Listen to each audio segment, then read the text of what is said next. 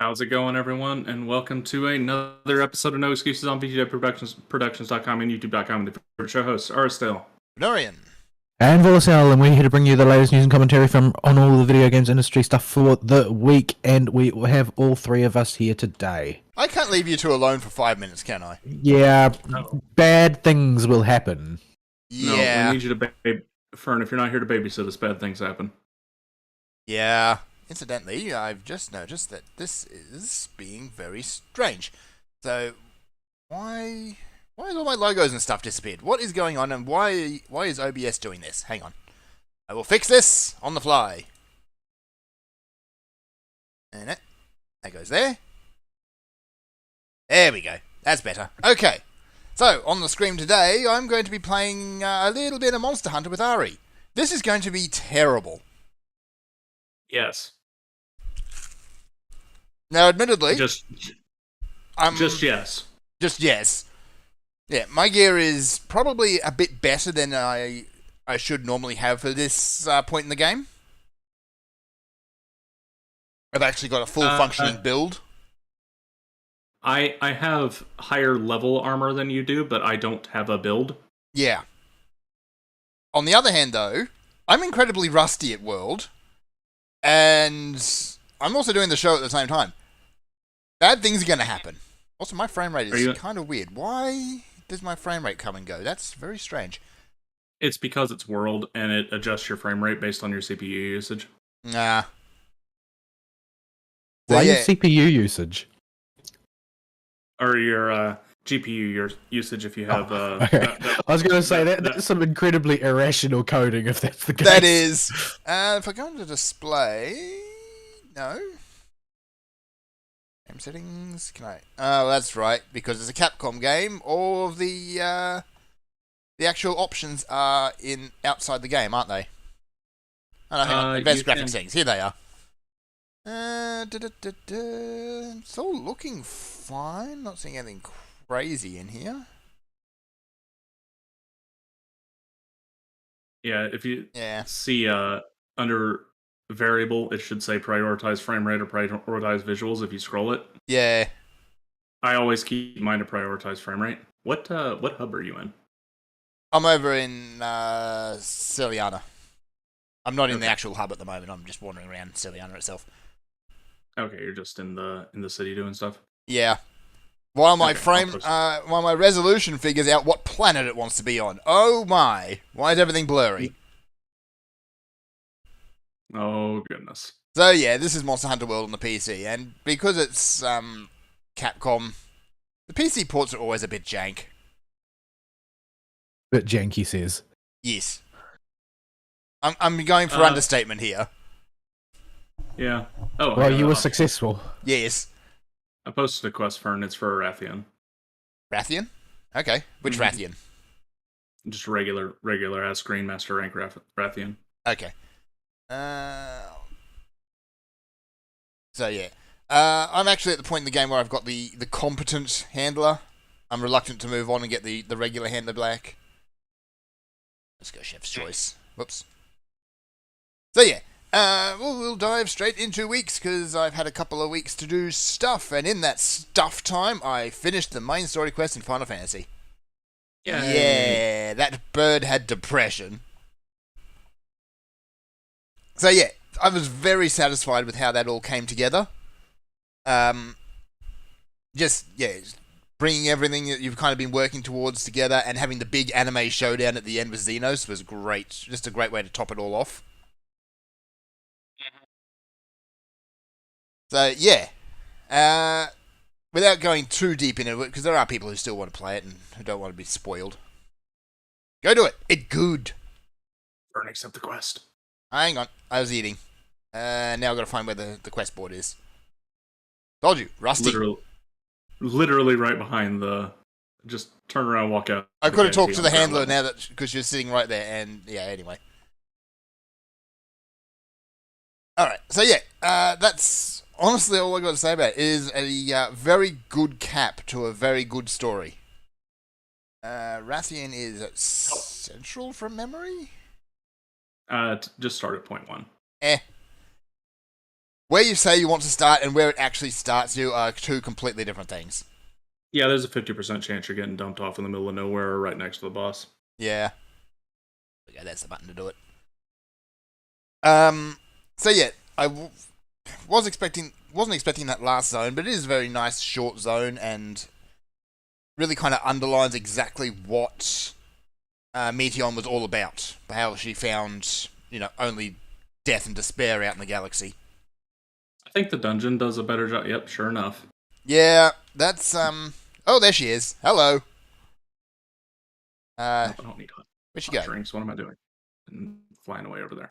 But yeah, so what did you think about the finale though? The big final raid and especially the bits after it. I think we're clear to spoil. We're at a new patch now. It's no longer it's no longer current content that you're talking about. Yeah. So you're clear to spoil. So the Endsinger fight was a lot. There's so many things that happen in that fight that you need to keep track of. Namely the orbiting planets. That's a rough one to get your head around. Like, it's not difficult once you've got a handle on it in any way. However, actually getting a handle on it is not easy. Yeah. Whoops. I need to remember what I'm doing and actually pay attention. So yeah, especially you've got the orbiting planets, and it's fair enough. You kind of figure out where they're going to collide and get away from that, which was great until the timey-wimey shenanigans starts kicking in. So that was fun.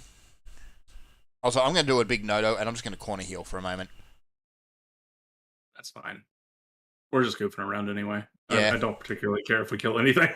So I actually got most of the way through that fight without making too big a fool of myself. I got splattered by that last really big crescendo of crashing planets.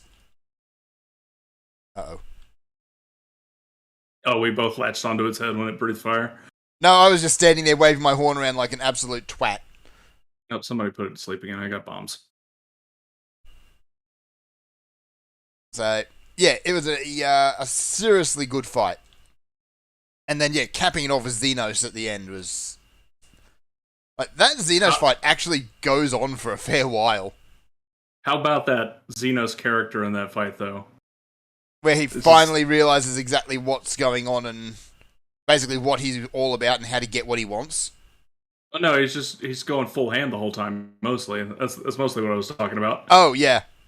Like, that whole fight is just anime as all get out. And I love it. Yeah, mate, playing Monster Hunter while doing the show is probably a bad idea. Now you know why we told you it was so important to make sure that your glamour was on point. Oh, yeah. You've got to make sure you look good for it. Yeah, for most classes, though, the class set will actually do that for you. Not for Machinists, but everyone else. Like, if you go in as a paladin, you look like you dress as the paladin from the cutscenes, which is actually nice. A really cool armor set. I like that one. Hate that its sword name is like Lightbringer or something, and it reminds me of WoW. Yeah. Oh crap! How did I? There it is, Whetstone. Yeah, that's that punch at the end where you both punch each other in the face. Yeah, that was just a good moment. It's possible we've seen the end of Xenos at this point. I don't think he's going to come back into the story anymore. He might. I think that it would be a step too far if he just turns up again. Yeah, because he's already done that once, like him disappearing from the plot as dead and then reappearing in the plot. Like, he doesn't have Y'shtola privileges. No. So it's fair to assume that at this point he's dead again.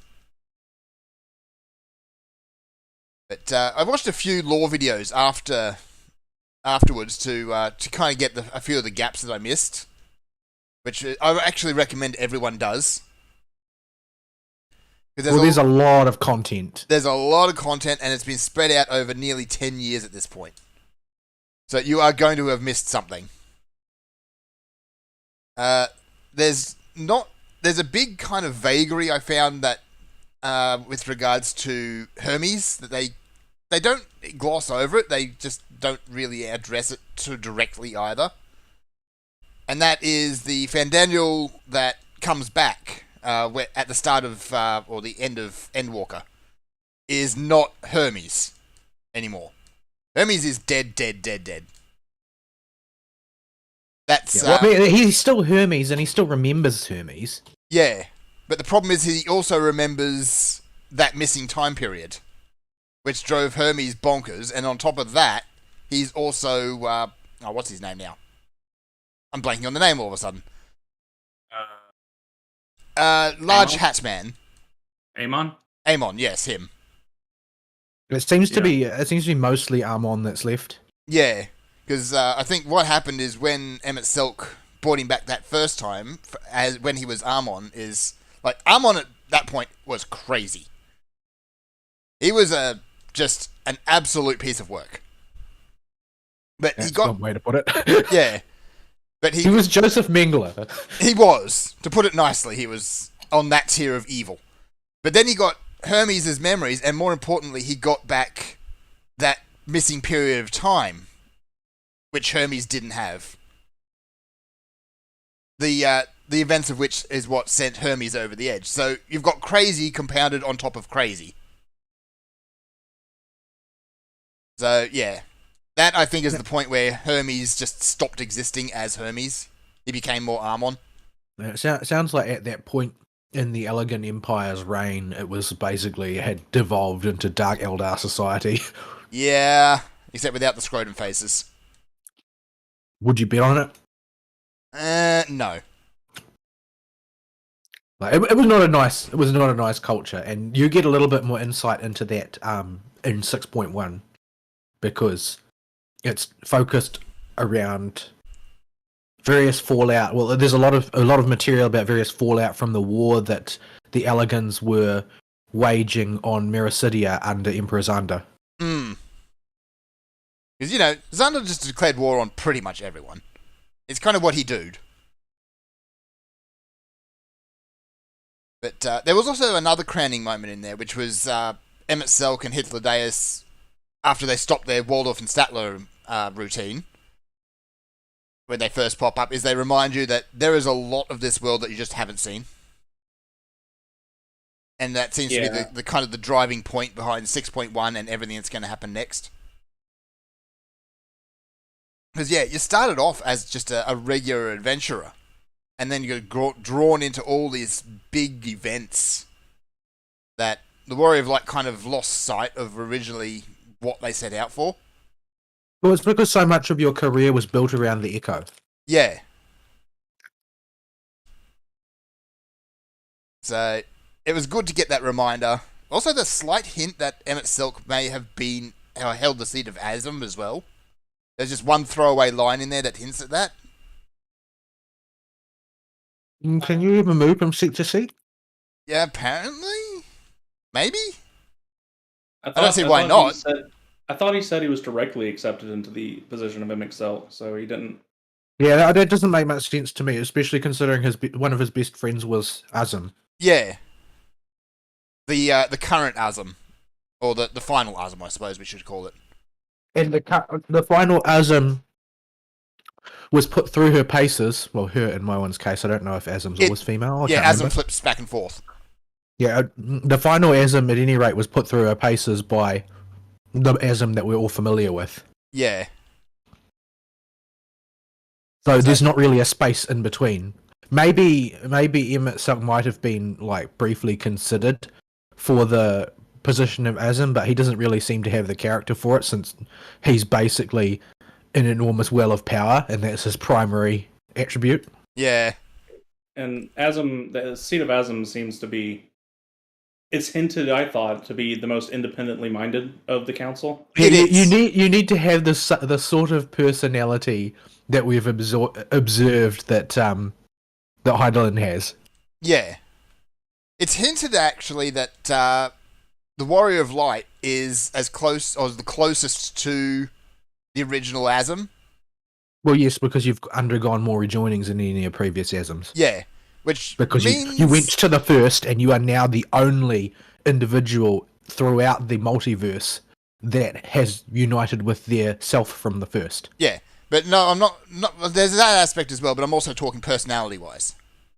Which that's Well, also it's heavily implied that that you're going to naturally drift closer and closer to your sort of original format yeah, the more rejoinings you go through. But then again, every player gets the chance to colour their own character, so Yeah. there's not really anything meaningful about saying, "Oh, you're closest to the old Asm." Well, Because I mean, most of the people that comment on how close you are to the last Asm are people who really aren't judging you based on your actions. Most of the time, they're judging you based on the vibe you give off. Yeah, but the point I wanted to get at that is, with that in mind, we probably won't actually get to see Asm. I think that would be a real mistake if you did. Yeah, Because everybody is going to be building in their minds an idea of who Asm is based on their personal experience. yeah, and based on their Warrior of Light. Yeah, it would be the same thing as including a canon Warrior of Light, and there's just nothing to be gained from doing that. Yeah. The Yeah, most those I are think you'd cool. probably see is maybe a section where you've got Asm under a hood and just fills the same kind of stoic silence that the Warrior of Light does. That's, I think, as close as we're going to get. So, yeah. It would not be. It would be too hard to make a canon Asm anyway if they're going to continually say, "Oh, well, you're just like Asm," and so on and so forth. Because like my Warrior of Light is a warmonger. Like her solution to everything is to put an axe in the middle of it, and that's the character that I've created when I've been playing the game. But I expect a lot of people don't play their character like that. No, like mine is more of a smooth-brained jokester. I will Mine always pick the is- stupid option if I give him the choice. Mine's a ditzy blonde. So because everyone sees their warrior differently, is you can't really have Asm as an actual Well, I think- character anymore. I think the way the writing will do it, and it seems the most logical way they'll do it, is they'll just make Asm reflect whatever the player character has been playing as, or the dialogue choices will be No, structured in if such a way. I think that they will just make it very vague, Yeah. so that you can read into it whatever you want to read into it. If they ever present any of that material, they'll keep it extremely vague.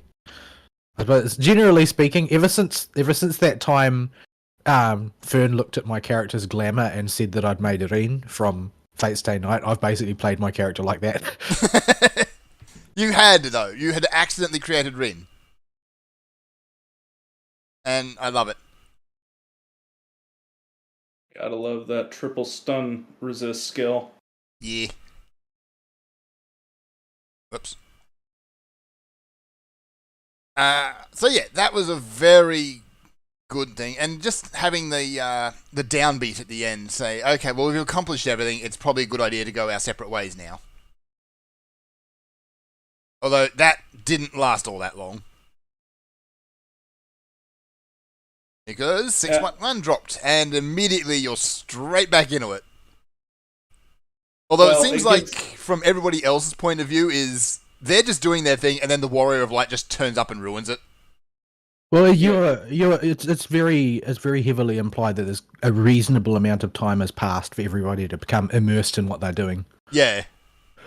Like, it's established that Thancred and Urianger have basically finished their pilgrimage at this point. It also, I haven't played the 6.1 story at all yet, but it also, even if they come back right together immediately, it gives those characters a pathway to leave the party again if they aren't relevant to the current storyline, without Yeah. having to just say, oh, they're hanging out at the Waking Sands. Yeah.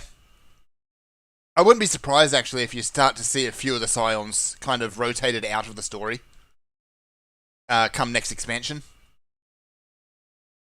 Yeah. So, But, none of them feel like they're set up to be gone forever or anything. It's just, yeah. we've just had a whole lot of screen time with the dudes we've got, so. Yeah, none of them really have any hanging plot threads at this point. So if a character was to step out of the story for a little while, it wouldn't affect too much. Get back here. Nope, she's leaving. Also, cactus. Yeah, they're worth a lot of research points if you grab them. They are. So yeah, I'm very satisfied with how that all ended, and just the reminder that yeah, at the core, you're still an adventurer. Go and do adventure things.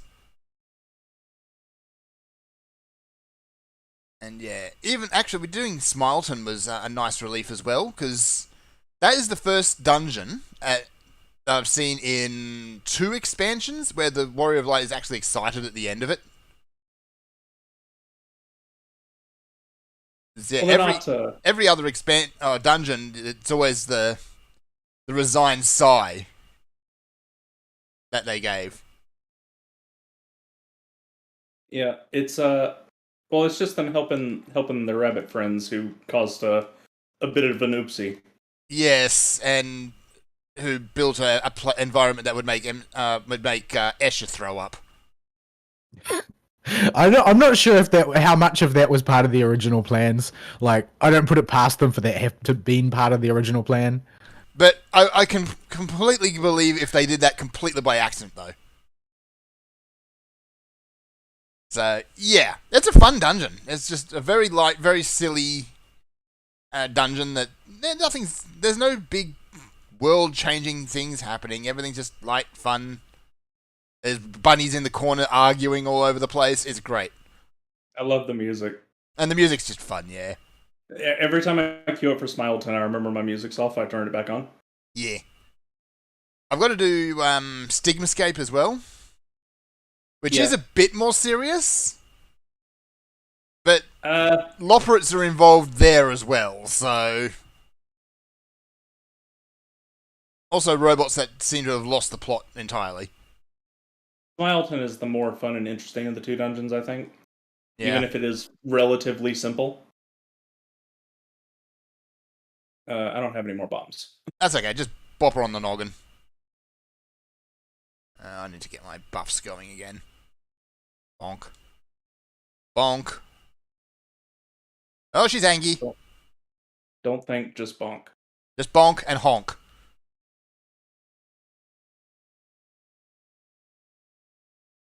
Alright, bonk and honk. Maybe I should dust off Hunting Horn again for Sunbreak. Because I did... What did I do? Charge Axe? No, not Charge Axe. I forget what I actually used through Rise now. I was switching a lot, but I stuck with Dual Blades as my main. Yeah. Maybe I'll give Insect Glaive a go. It's the one weapon I really haven't spent any time with. I hate that weapon. I wanted to love it so much, and I just can't. Yeah, I can get why. It's the stupid, retarded little paintball minigame. Every other part about it's really fun, but that stupid paintball minigame that's like half the weapon use is just awful. So half the time it's really fun, and the other half, it's ass. Yeah, Rise supposedly fixed some of that. I didn't give it much of a shot in Rise, but yeah. Oh, right. Apparently she can spit fire out of her ears. I forgot that. Yeah, when she fireballs, it hits everything in the headset box. Yeah, and if you happen to be attached to the head, that includes you. Alright, so yeah, oh, there she goes. We got a little way till Sunbreak yet, so I've got to get back into the kind of the swing of all of that. But in the meantime, we got more Final Fantasy, and also cross cluster is now a thing. You can join groups across multiple clusters, which is goo because now that I'm actually starting to get some free time, you know, that mythical thing that I haven't seen in years. Yeah, I can probably actually start reconnecting with a couple of people I meant to play with. Yeah, hopefully we get cross region soon. Yeah, they say it's theoretically possible, but they are holding off on implementing it to wait and see how things will go. See how cross cluster works first. Man, I thought this would be quick, but now I'm in overtime. I queued for whatchamacallit, Crystal Conflict, and it's just been a complete clown fiesta. Which brings me to the other bit of Final Fantasy I want to talk about, which was Crystal Conflict. They didn't mention exactly how much of an overhaul they would give to PvP in the patch notes. It was always kind of on its own little section, but basically what they've done is just taken everything about PvP and burned it all to the ground. Yeah, the classes are all totally different. Yeah, like they tend to have a similar flavor to the original class. But essentially, that's they've about been redesigned as MOBA characters. Essentially, That's yeah. my take on it. Yeah, some characters are basically a walking bomb, like the Machinist is that now. Machinist actually has two ways to instant KO a character. One is a proc, the other is a limit break. Some classes are very dependent on limit breaks in order to use their mechanics, like Warrior and Summoner. Well, Warrior's more that the limit break. It does enable Fell Cleave, but Fell Cleave is basically just a buffed version of what you were doing previously. So it's more that your limit breaks, generally speaking, seem to be designed to be sort of decisive tide turners. Yes. Like one used in the right place changes the dynamics of combat. Like in the case of Warriors, if you catch people in your limit break cone, they can't use their guard ability at all. Which means they die. And you are able to spam self-heal yourself with everything that you do and can't be CC'd while your limit's going. So, yeah, basically it turns you into a tank god. Yeah. And everybody else into a squishy flesh bag. For the Machinist, you basically just pull a sniper rifle out of nowhere, probably the same nowhere I keep my robot, and I can basically just remove a healer from the field with one button. Healers, casters, tanks tend to stand up better, but yeah, healers usually just pop. So I do appreciate that. Like every class has a unique PvP limit break now, except for Summoner, who just summoned Bahamut or Phoenix. Yeah. Which essentially means you kind of you summon Bahamut as your limit break, and then your Akmorn becomes kind of the big board clearer. Which I have actually seen a well-placed Akmorn seriously swing the tide. Because yeah, everyone was pushing the crystal at the time, and that Akmorn just went straight down the middle. That was an interesting game. So yeah, the whole idea of the game is there is a crystal in the middle of the arena. It's a 5v5 PvP match, and the first team to push the crystal to the other team's goal wins. That's it. Push little cart. Push little cart. And they take a whole 5 minutes at most to play. And I really like that. Well, unless you go into overtime. Unless you go into overtime. Which is a useful way to have structured it, really, because it means that you don't get bogged down. Like the reason I hated League of Legends is that you had to commit a retarded amount of time to playing it, even if you were getting your butt kicked. 40 minutes usually. Yeah, there was nothing you could do. Yeah, and it was just a huge investment, and especially when you're losing, it's not fun to be sitting there that whole time. Yeah, you would maybe be able to pull out 2% of games that were on a real bad downhill slope from the start of the game. Yeah. It just wasn't worth sitting around for the gazillion minutes it would take for that to happen. Yeah. It's like, that's also why I had some fun with Pokemon Unite, aside from, stomping on 10-year-olds, is those games are also very quick, as far as MOBA games go. So if you're losing, you don't suffer that long. You can jump into a new game fairly quick and be having fun again. But, yeah, League of Legends, it's 40 minutes, and if your game is screwed from the outset, either due to bad matchup or just bad play, then you're stuck there. Because I can guarantee you that no one will surrender. Well, they had a timer on surrendering was the problem. You couldn't surrender because you had to wait like 20 minutes, yeah. Yeah, 20, 25 minutes, something like that.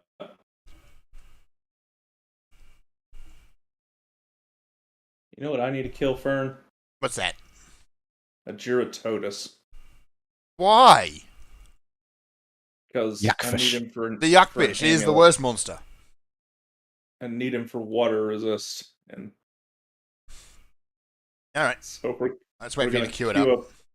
We're gonna queue up a Gyrototus investigation. Yuckfish. So yeah, Crystal Conflict. Yeah, it's fun. It's very quick fire. There's a lot of rewards you can get out of it too. They do have a seasonal thing where you can jump in and play ranked and go up levels and all that. I think I'm in bronze 2. Well, I briefly hit bronze 1 and then fell back down again. The order is descending, of course. So you go 3, 2, 1, and then up to the next tier. Did you get the investigation put up? Oh yeah, there it is. Yep, there it is. Gyrototus usually pops up down there. Stupid yuckfish. So there it is. yeah, you can actually rack up the rewards very, very quickly. Usually to get the first, they've got a kind of a battle pass thing in there as well, but you don't need to buy into it. You're just immediately in there, and that's how you get your primary currency for rewards from Crystal Conflict. Usually about 3 or 4 games, depending on how many you win, will get you past that first each tier. So you'll rack up rewards fairly quickly. Grab the barding first, and then everything else beyond that is stuff for the new adventurer cards. Or you can convert them down to wolf collars or wolf marks and get those rewards instead. Oh crap! I didn't put on my Yuck Walker decorations. Yuck Walker. Oh well. It's Gyrototus. I mean, really. Yeah, but if you get stuck in the mud, this goes from a funny little side trip into a grueling little arduous adventure real fast. Behold, tedium.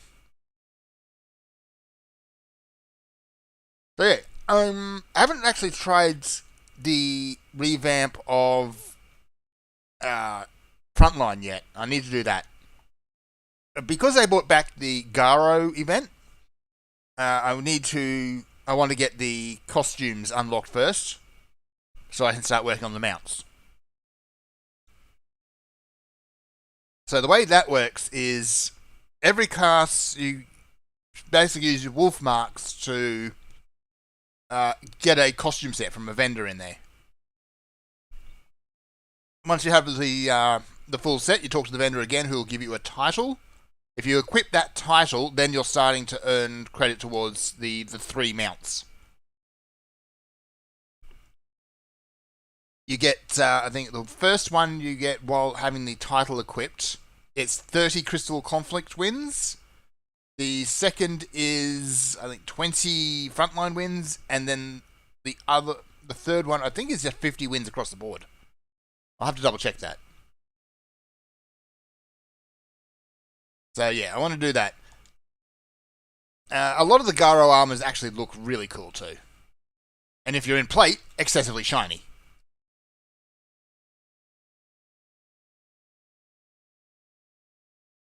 So yeah, that's basically my week, I think, at this point. So, yeah.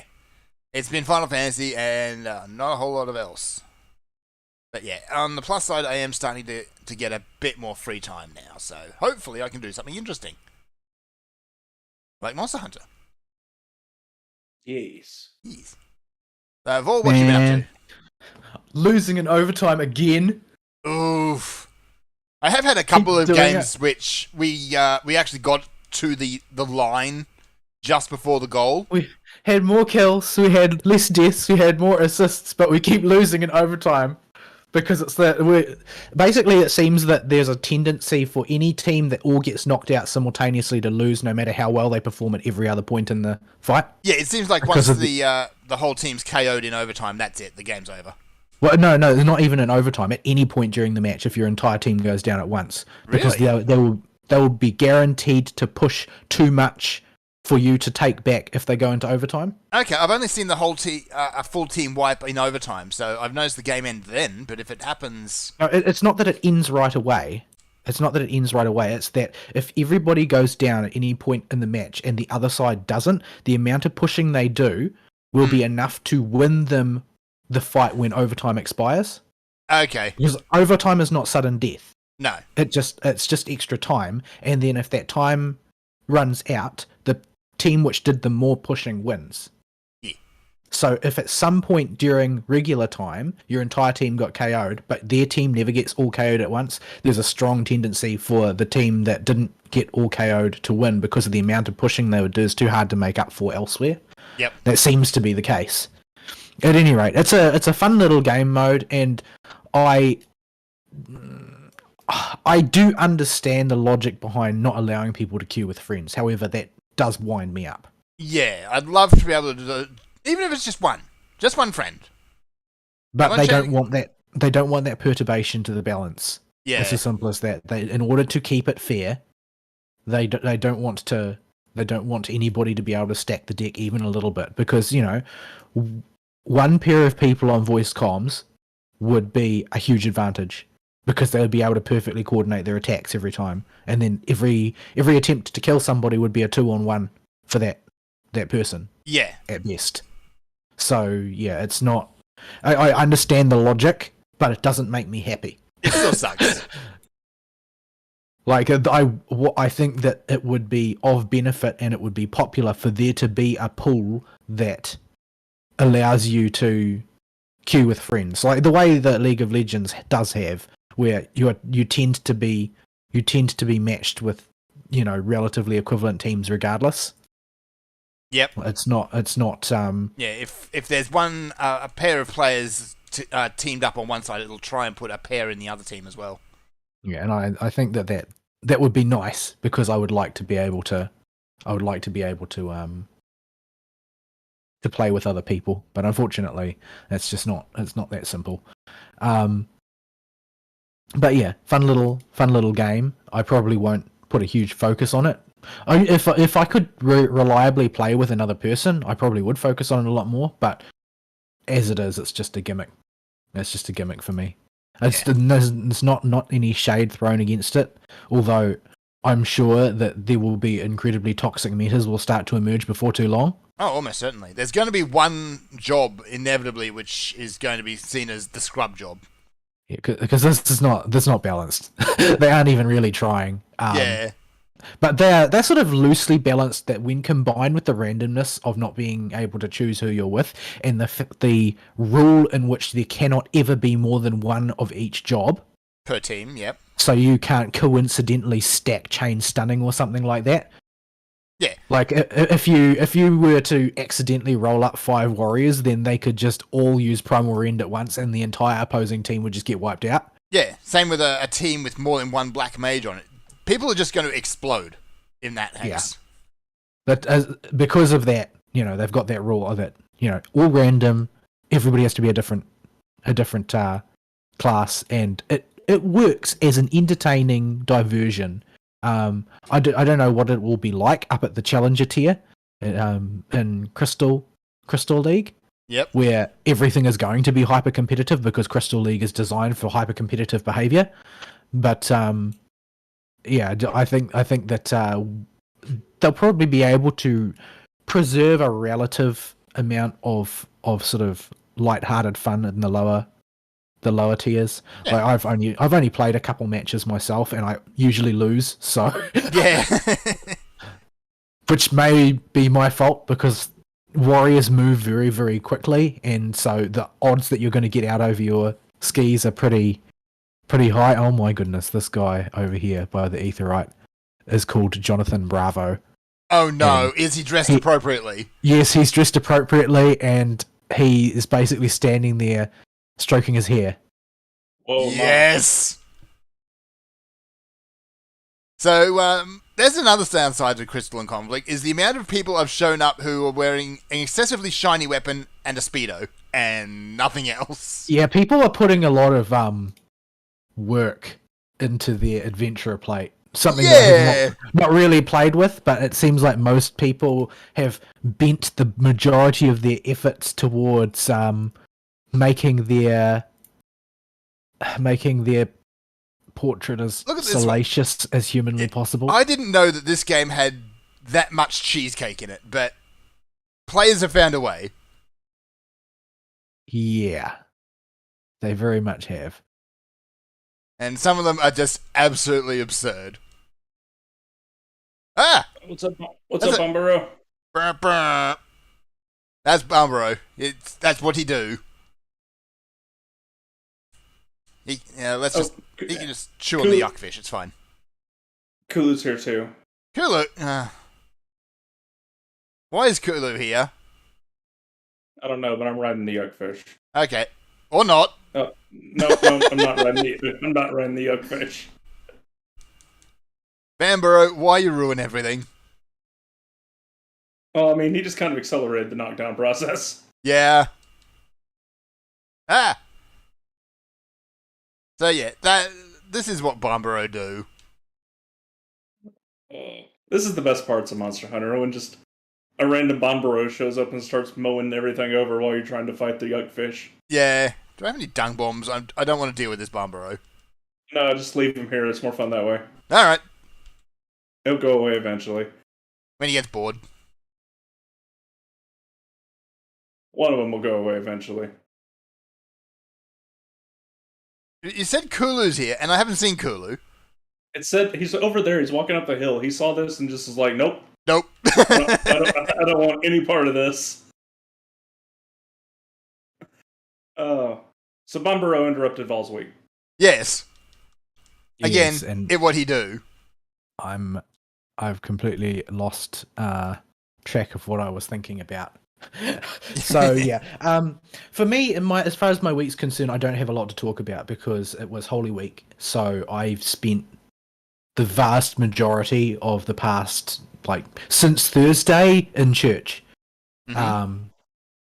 So Thursday was, all afternoon, late into the evening was the Liturgy of the Last Supper, and Saturday morning was Friday morning was Stations of the Cross. Friday afternoon was Mass of the Presanctified, and then Saturday was relatively quiet, but I went to bed real late because I was fasting on Friday, so I wanted to eat. So I have to stay up until it's Saturday in order to eat. So I woke up late, and then it was just, I have a couple of hours, and then I go to the Easter Vigil, which is a very, very long liturgy.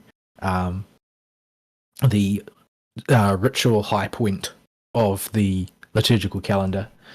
Even if you're not Catholic, I recommend at some point that you make a point of finding a FSSP or SSPX or ICK and attend a Easter Vigil at least once in your life, because if you are in a Western country, it's an important part of your cultural heritage, if nothing else.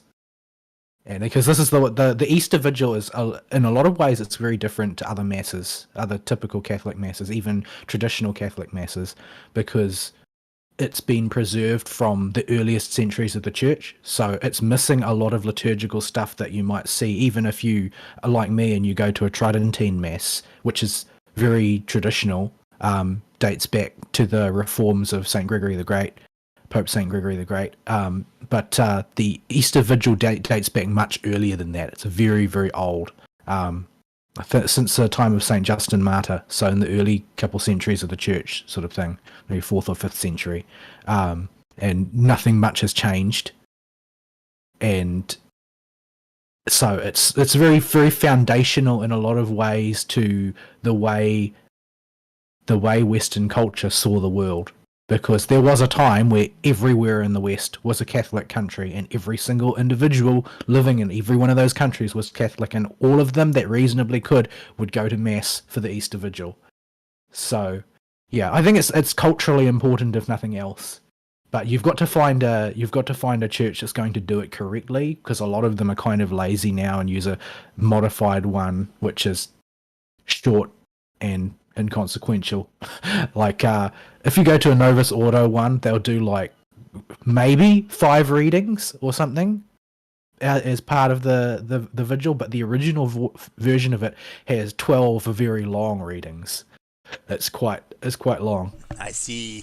But yeah, it's I think it's culturally important. At any rate, it's my favorite liturgy of the year. So I always make normally I prefer to go to low masses, which are very solemn, quiet masses, mostly silence, Even the priest doesn't say a lot of parts of the mass out loud in a low mass, but I always make an exception for the Easter Vigil, and I go to the full one, which is it's also an interesting liturgical contrast to the Mass of the Presanctified on the previous day, which is the Good Friday Mass, which is not a Mass strictly speaking because there's no consecration, which is why it's called the Mass of the Presanctified, because the host is consecrated the previous day and then brought in from the altar of repose to the church, to the altar. And it's structured very differently because the Mass of the Presanctified is a much more, I don't want to say modern because it's still hundreds and hundreds and hundreds of years old, but it's more modern than the Easter Vigil. So in church time, it's relatively modern. Yeah. But yeah, at any rate, so that I've gone through all of the rituals and rites and liturgies now. So we're at the beginning of the Easter season. That we consider Easter to begin with the Vigil Mass. So we've come out of Lent and into Easter now. But at any rate, so yeah, that took up all of my time, and there's not really much time for Vidya in between all of that. So, and also I did buy replacement RAM sticks for my what? I was setting up bombs and Fern just went bonking. That He bonk. bonked my bomb. Sorry, just ruined the tone entirely. So yeah. So my RAM sticks, my RAM sticks that I ordered did not come. I've been watching the tracking like a hawk, and they have done nothing but sit in the depot. I'm incredibly salty about this. My jimmies are experiencing turbulence on landing. Yes. Because it's one thing when the tracker just doesn't update, but no, instead of just not updating, they have scanned a new status on my package each day at the depot in Christchurch. I don't know where their depot is. I could probably drive and pick it up faster than waiting for it to get to me. But I was hoping that since I ordered it as soon as I worked out my RAM sticks were the problem, that when by the time Easter rolled around, I would have my RAM sticks, so I'd be able to play Elden Ring. Yeah, Not but the case. fate listens for things like that. Yeah. So yeah, like at the same time, I just received a package which I ordered like 8 weeks ago, and I got a ping on the tracking about 7 weeks ago that's saying, okay, it's in Guangzhou, in China. And where did you order it from? From America, apparently. Yeah, for some reason they just cheaped out on the distribution, I guess.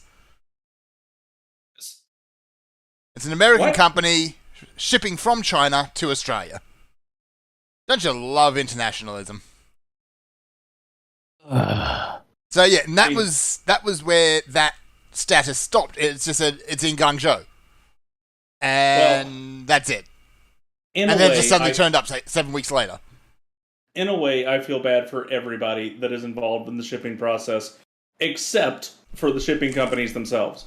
Because right now, at work, the number one phone call I get is, "Where's my stuff?" Let me call the factory. Oh, well, they haven't got a shipment of the parts they need. Mm-hmm. Oh, where's my stuff? Oh, FedEx has got it. It'll be there eventually. Yeah, that's the thing. The way a lot of things go is once stuff actually arrives, things happen very quickly. But you tend to spend a lot of time just sitting around and waiting. Anyone out who is in my neck of the woods who's had mechanical problems with their car knows this. We just bullied a teeny tiny muck yuckfish. Hey, we got a gold crown smallish yuckfish. Yeah, we bullied a baby one. Well, it is the worst fish, so I can't sound very sympathetic. Let's do Toby next. I need to get some Toby parts. Okay. So, yeah, it's... Zora Magdaros is hanging around. Okay. Yeah, postage, particularly over the last few years, has gotten really bad. They blame COVID for a lot of it, but I'm not sure how true a lot of that actually is. People blame COVID for everything. Mm-hmm. It has become the go-to excuse for a company. If there's a problem anywhere on their chain, it's COVID's fault. Yeah, That- it's really become extremely frustrating that it's just like a catch-all. You don't need to actually take care of business because in the end, you can just blame it on COVID and everybody's just expected to believe you and you don't have any Yeah. choice. Like, if they were to turn around and say something like, well, there's been a massive upswing in demand for online shopping and we're struggling to keep up, that I could believe. Because that's been very much the case.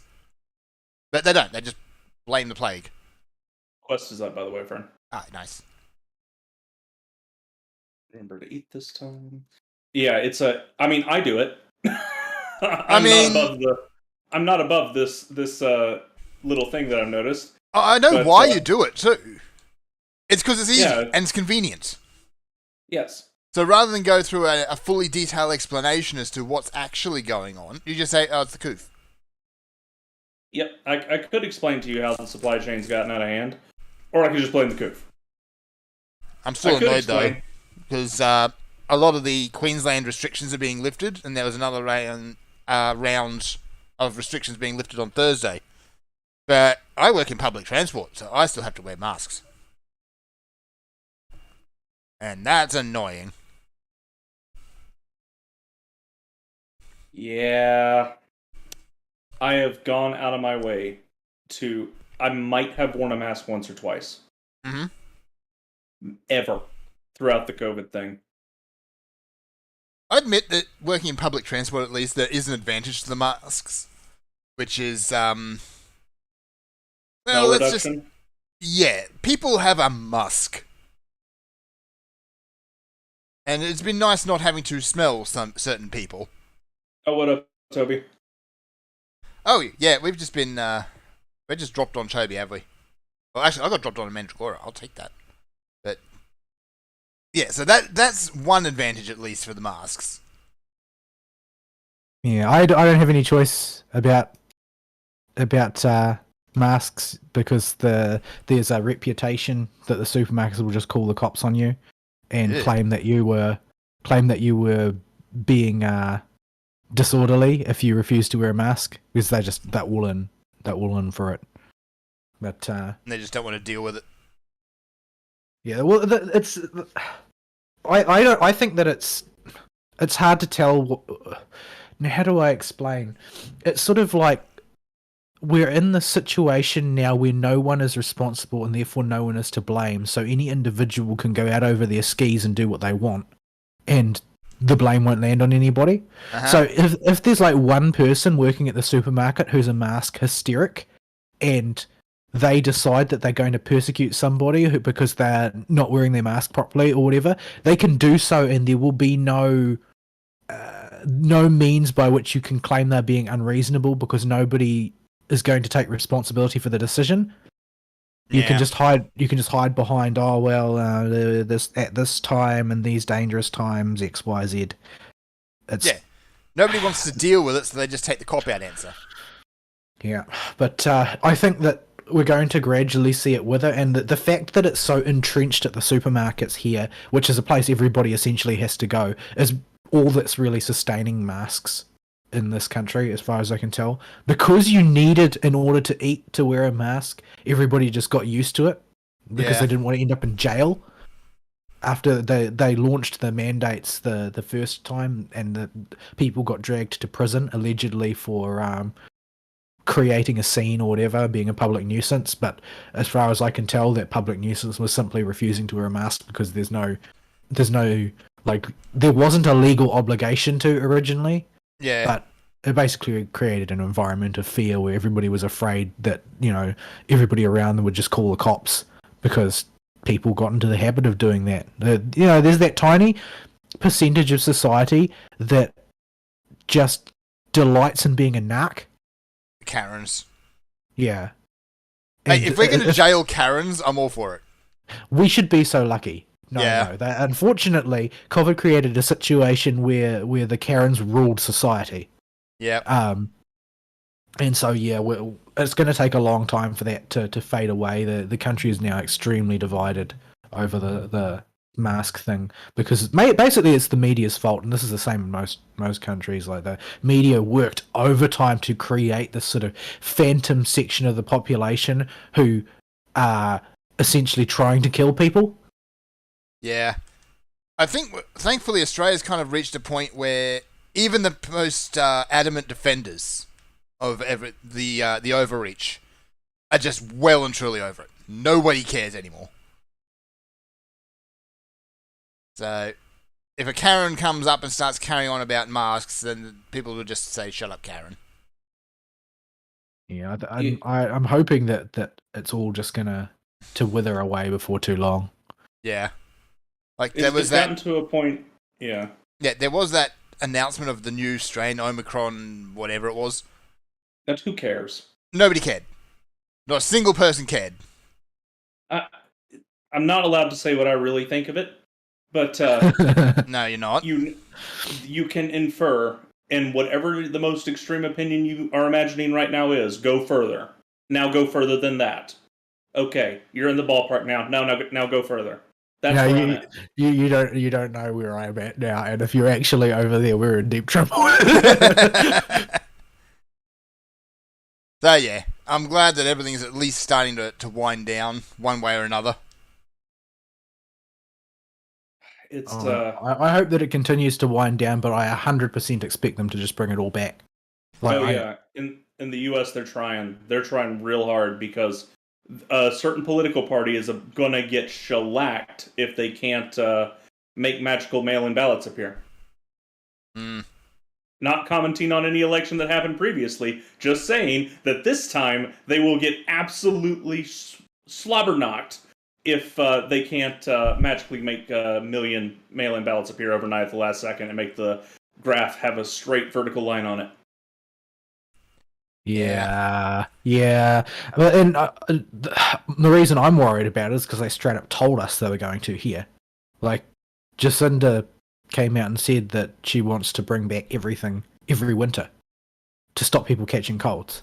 That's not how colds work.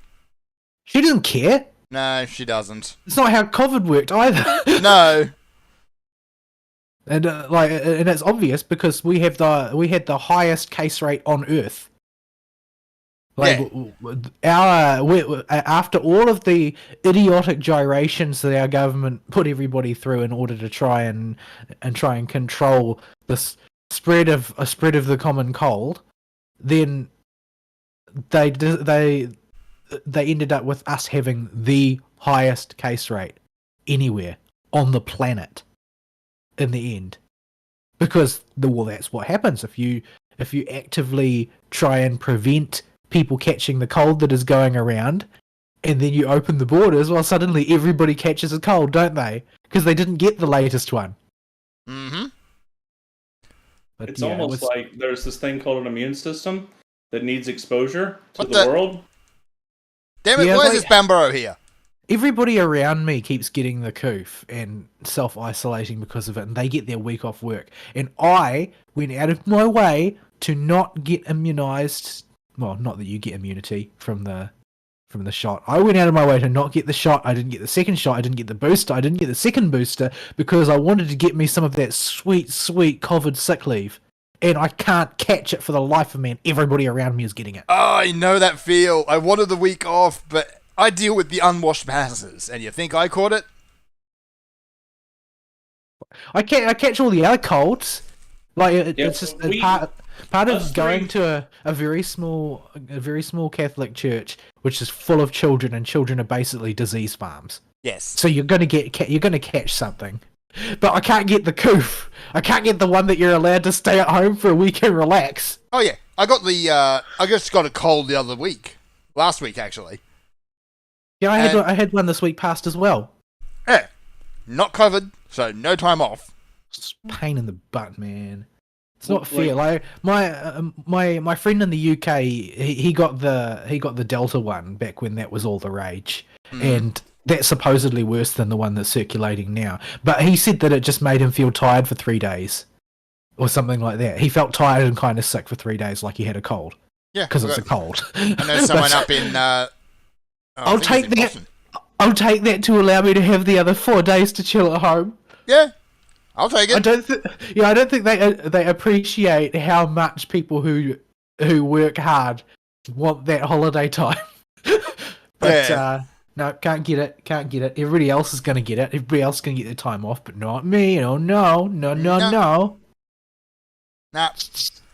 My jimmies are furiously So rustling. very rustled. But yeah, there's nothing to be done about that. So I, on the other hand, have to continue working and try and pick up the slack on all of the annoying crap that gets left behind by the shortage of staff and so on. But yeah. At Yeah. least I managed to get Easter off, and I'm off until Tuesday. So I'll have a little bit of time to relax. But unfortunately, my RAM is sitting in the depot, so I can't play Elden Ring. And by the time I get back round to it, nobody else will be playing it, and my motivation will have fallen into the toilet due to lack of having played it for so long. Yeah, I'm still sitting at about the halfway point of that game. I need to get back to it. Yeah, I just killed Margit, and then my computer blew up. Yeah. So I'm still at the very start, and because it's still somewhat popular, my YouTube recommends keep throwing me piles and piles of content on. Oh, there's this really cool weapon, and this really cool weapon, and this really cool weapon, and you can do these cool things and do this cool build, and so on and so forth. It's like, yeah, that's all really interesting, but I can't play that game because I don't have the RAM. It don't work. Yeah, YouTube this morning started showing all of Pauline Hanson's political cartoons, which are both I like factually them. accurate and absolutely hilarious. Yeah, they've got that sort of political cartoon caricature style as well, which Yeah. makes them quite amusing. But every That's, time they actually yeah. mention on how things actually work, they're completely correct. Yeah. Well, I mean, that's basically her party's shtick, right? Is that she's trying to at least hold some common sense accountability up against the primary parties, who are basically a bunch of clowns. Yeah. So yeah, if you want to learn a little bit about how the Australian political system works, go stick into YouTube. Pauline Hanson, please explain. The fact that she called it that means she doesn't take herself even remotely seriously. By the way. Well, she has to know at this point in her career that she's never going to achieve any kind of roaring success. However, everybody will know her because she's the only one who's willing to say the things that make the major parties feel very uncomfortable. Yeah, she's essentially become a meme lord, and is very successful doing so. Yeah, so I remember though, 10 years ago, the idea of voting for her, you might as well have suggested you were going to vote for Hitler. Yeah, she wasn't nearly that bad, but yeah. People didn't like her, but she got into the Senate, didn't she? She is. Or something? She's still in there. Yeah. Yeah. Does her party have any seats in the main parliament? No, I don't believe so. Well, maybe Disappointing. one or two. More No, than I don't Palmer's. We don't have a bicameral system here, so I don't really understand how they work. Yeah, But, Palmer the Hut. I don't know how Palmer keeps getting so much support. Well, historically, has Money! gotten so much support because I can't imagine this type of person who thinks that they really want to vote for Clive Palmer. No, Clive's whole political campaign runs on money and money alone. But he's just such a unlikable seeming person. He is. And people still don't like how he sold out half of Townsville's smelting capacity to China. Well, it's the in China. thing these days China. to sell your country out to China. Yeah. But I mean, that's developing into the major point of contention in this country, as well as the furious China filleting that both of the main parties are doing all the time, and the people generally just don't like it. But there's nothing doing. Like we don't even have a Pauline Hanson style party in this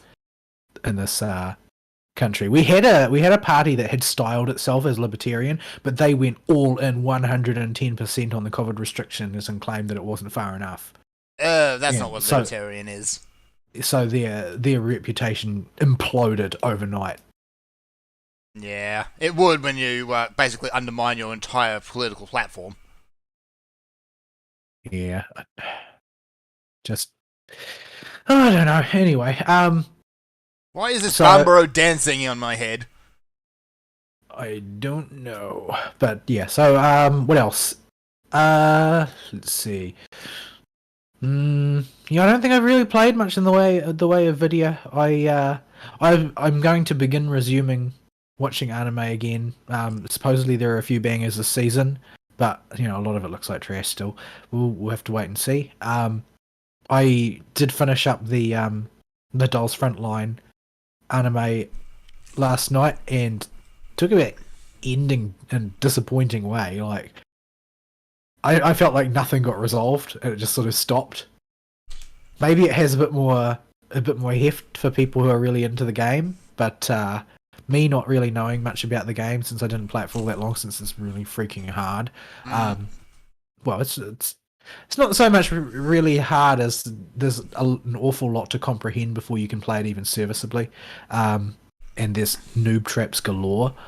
But yeah, it ended with a sort of what sort of is supposed to look like a heroic sacrifice, but you never really see the implications thereof, and it doesn't really seem like it accomplished anything, but it sort of ends up ending on a damp squib.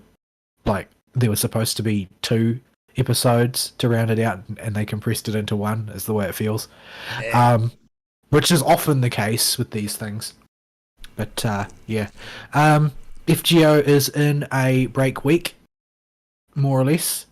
So I'm just doing the farming, and the reason I'm doing the farming is because it is free SSR week as well. Yeah. You get to pick an SSR from the non-limited SSRs list, and I picked Anastasia since I totally failed to get her every single time she had a banner. Wasted a lot of quartz, got nowhere, so I picked her up on the free SSR. And in order to keep them, you have to ascend them and get them to Bond 5. So that's not as hard as it sounds, because some of the more recent stages give a pretty hefty amount of Bond, and if you just farm something for a bit, you're going to end up getting enough Bond to cap them out, because you've got 2 months to do it. So yeah. Free SSR, man, not to be sneezed at. The FGO is not a very generous gacha, so you got to make the most of it when it's in the mood. That reminds me. There used to be that movie Anastasia. I believe it was a Don Bluth movie. Yeah, it had a few good songs in it. It did actually, but The animated one, the animated one. Yeah. But the one with the bat. the bat Yeah, not and bat. the Rasputin, the world's stupidest lich. He is a lich, and he carries his phylactery around with him in plain sight. It's big, it's green, it's glowy, it's very obviously a phylactery. You're And then supposed to put that thing like at the bottom of a heavily guarded dungeon, at the bottom of a lake somewhere. Yeah. You know, inside a sealed container, behind a portrait inside your castle. Yeah. Like You keep hide that it. thing. You keep that thing out of public view and not easily accessible. But nope, he carries it around with him, he waves it around, but there's no indication at any point in the movie that he needs to keep it nearby. At all. He's just really bad at being a lich. You should ask Nancy Pelosi for some tips. Yes. Yeah, apparently the Russian Orthodox were not very happy about that movie. Because they made Rasputin a really dumb lich. Like, No, nobody's a fan of Rasputin. That's no. not the problem. It's the depiction of Grand Duchess Anastasia herself that they were upset about, because I think she's canonized as a martyr in the Ortho Church. Okay. Yeah. Because that And movie just they- straight up made her yeah. the heroine. Yeah, she's a random Disney princess, basically. Yeah. Um. Like, she gets her hero pants on late towards the end of it, but Yeah, but but the first half of the movie, nah. yeah, she's a canonized martyr, so saying that, oh no, she didn't actually die, she became a hero instead, is sort of offended a lot of people. Yeah. That's not how history went. Yeah, they tried to sell it as, oh, this is just a fairy tale that's roughly based on a period in history, but they didn't market very well with the Russians. Which is probably why for the sequel they can say, okay, here's a movie about the bat. Yeah. Sequel? There's a sequel, yes. Bartok the Magnificent. It has actually an incredibly catchy theme song. An annoyingly catchy theme song that gets stuck in your head. Yes. But I think Rasputin gets mentioned briefly. Anastasia doesn't get mentioned at all. And then it's just a movie about... I can't even remember what that movie was about, aside from the bat. Yeah, I know that there was a snake as well Was there? called Pilaf, Oh, yeah. which apparently is basically is basically Baba Yaga's equivalent to a spice weasel. Oh, that's right. Yeah, it was... Baba Yaga was in it, too. So, yeah. What even happened? I don't remember. The general gist of it was that Bartok tells tall tales about himself. Yeah. Bartok was Rasputin's lackey originally, right? Yeah. Yeah. He ends up traveling around as a sort of a traveling performer of sorts, bragging about all the incredible stuff that he allegedly did, basically taking credit for all of the heroism that took place in the movie, and then ends up having to try and make good on his claims of heroism. Even though he's just a little white fruit bat. More or less, yeah. Yeah, with a big mouth. A very big I man. really did enjoy those movies. Like the sequel wasn't all that great, as is typical of the Disney style. Well, it was like a direct-to-TV or a direct-to-video or something. Direct to VHS, yes. VHS. There you go. We've just dated ourselves. Fantastic. Dodogama. No, I refuse to bully Dodogama. Dodogama is the sweetest thing, and he should be protected. This thing has a 34,000. We're not killing it. We're capturing it. We're Okay, bringing it actually, home. for that amount of money, yeah, we can go bully Dodogama. Yeah, you use a voucher on this one. Yeah. Dodogama's the Homsar. He's very much Homestar. He's Homsar.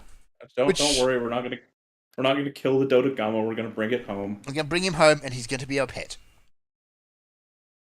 Yeah, use a voucher on this one. Yeah. He's Yeah, going to that- be the son of a cup of coffee. It's fine. There are a lot of films that came out around that time in the late 90s, early 2000s that never seemed to really take off the way that they sort of deserved, I guess.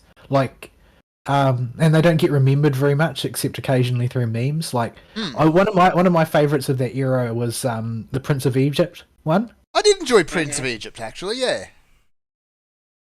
Like it's a really solid animated feature with some really fun songs and good music and so on and so forth. Yeah, and it does the original story justice, Yeah, more or less. more or less.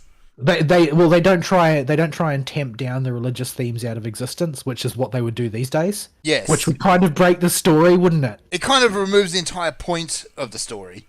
Yeah, they would be too worried about being culturally sensitive these days to make that movie, and maybe that's why that movie has been almost completely memory hold. But But and I also remember because the original material is extremely dark. it is incredibly dark. The first thing I think about with that movie is you're playing with the big boys now. That's a great song. That's a It's great very song. memorable. I love it.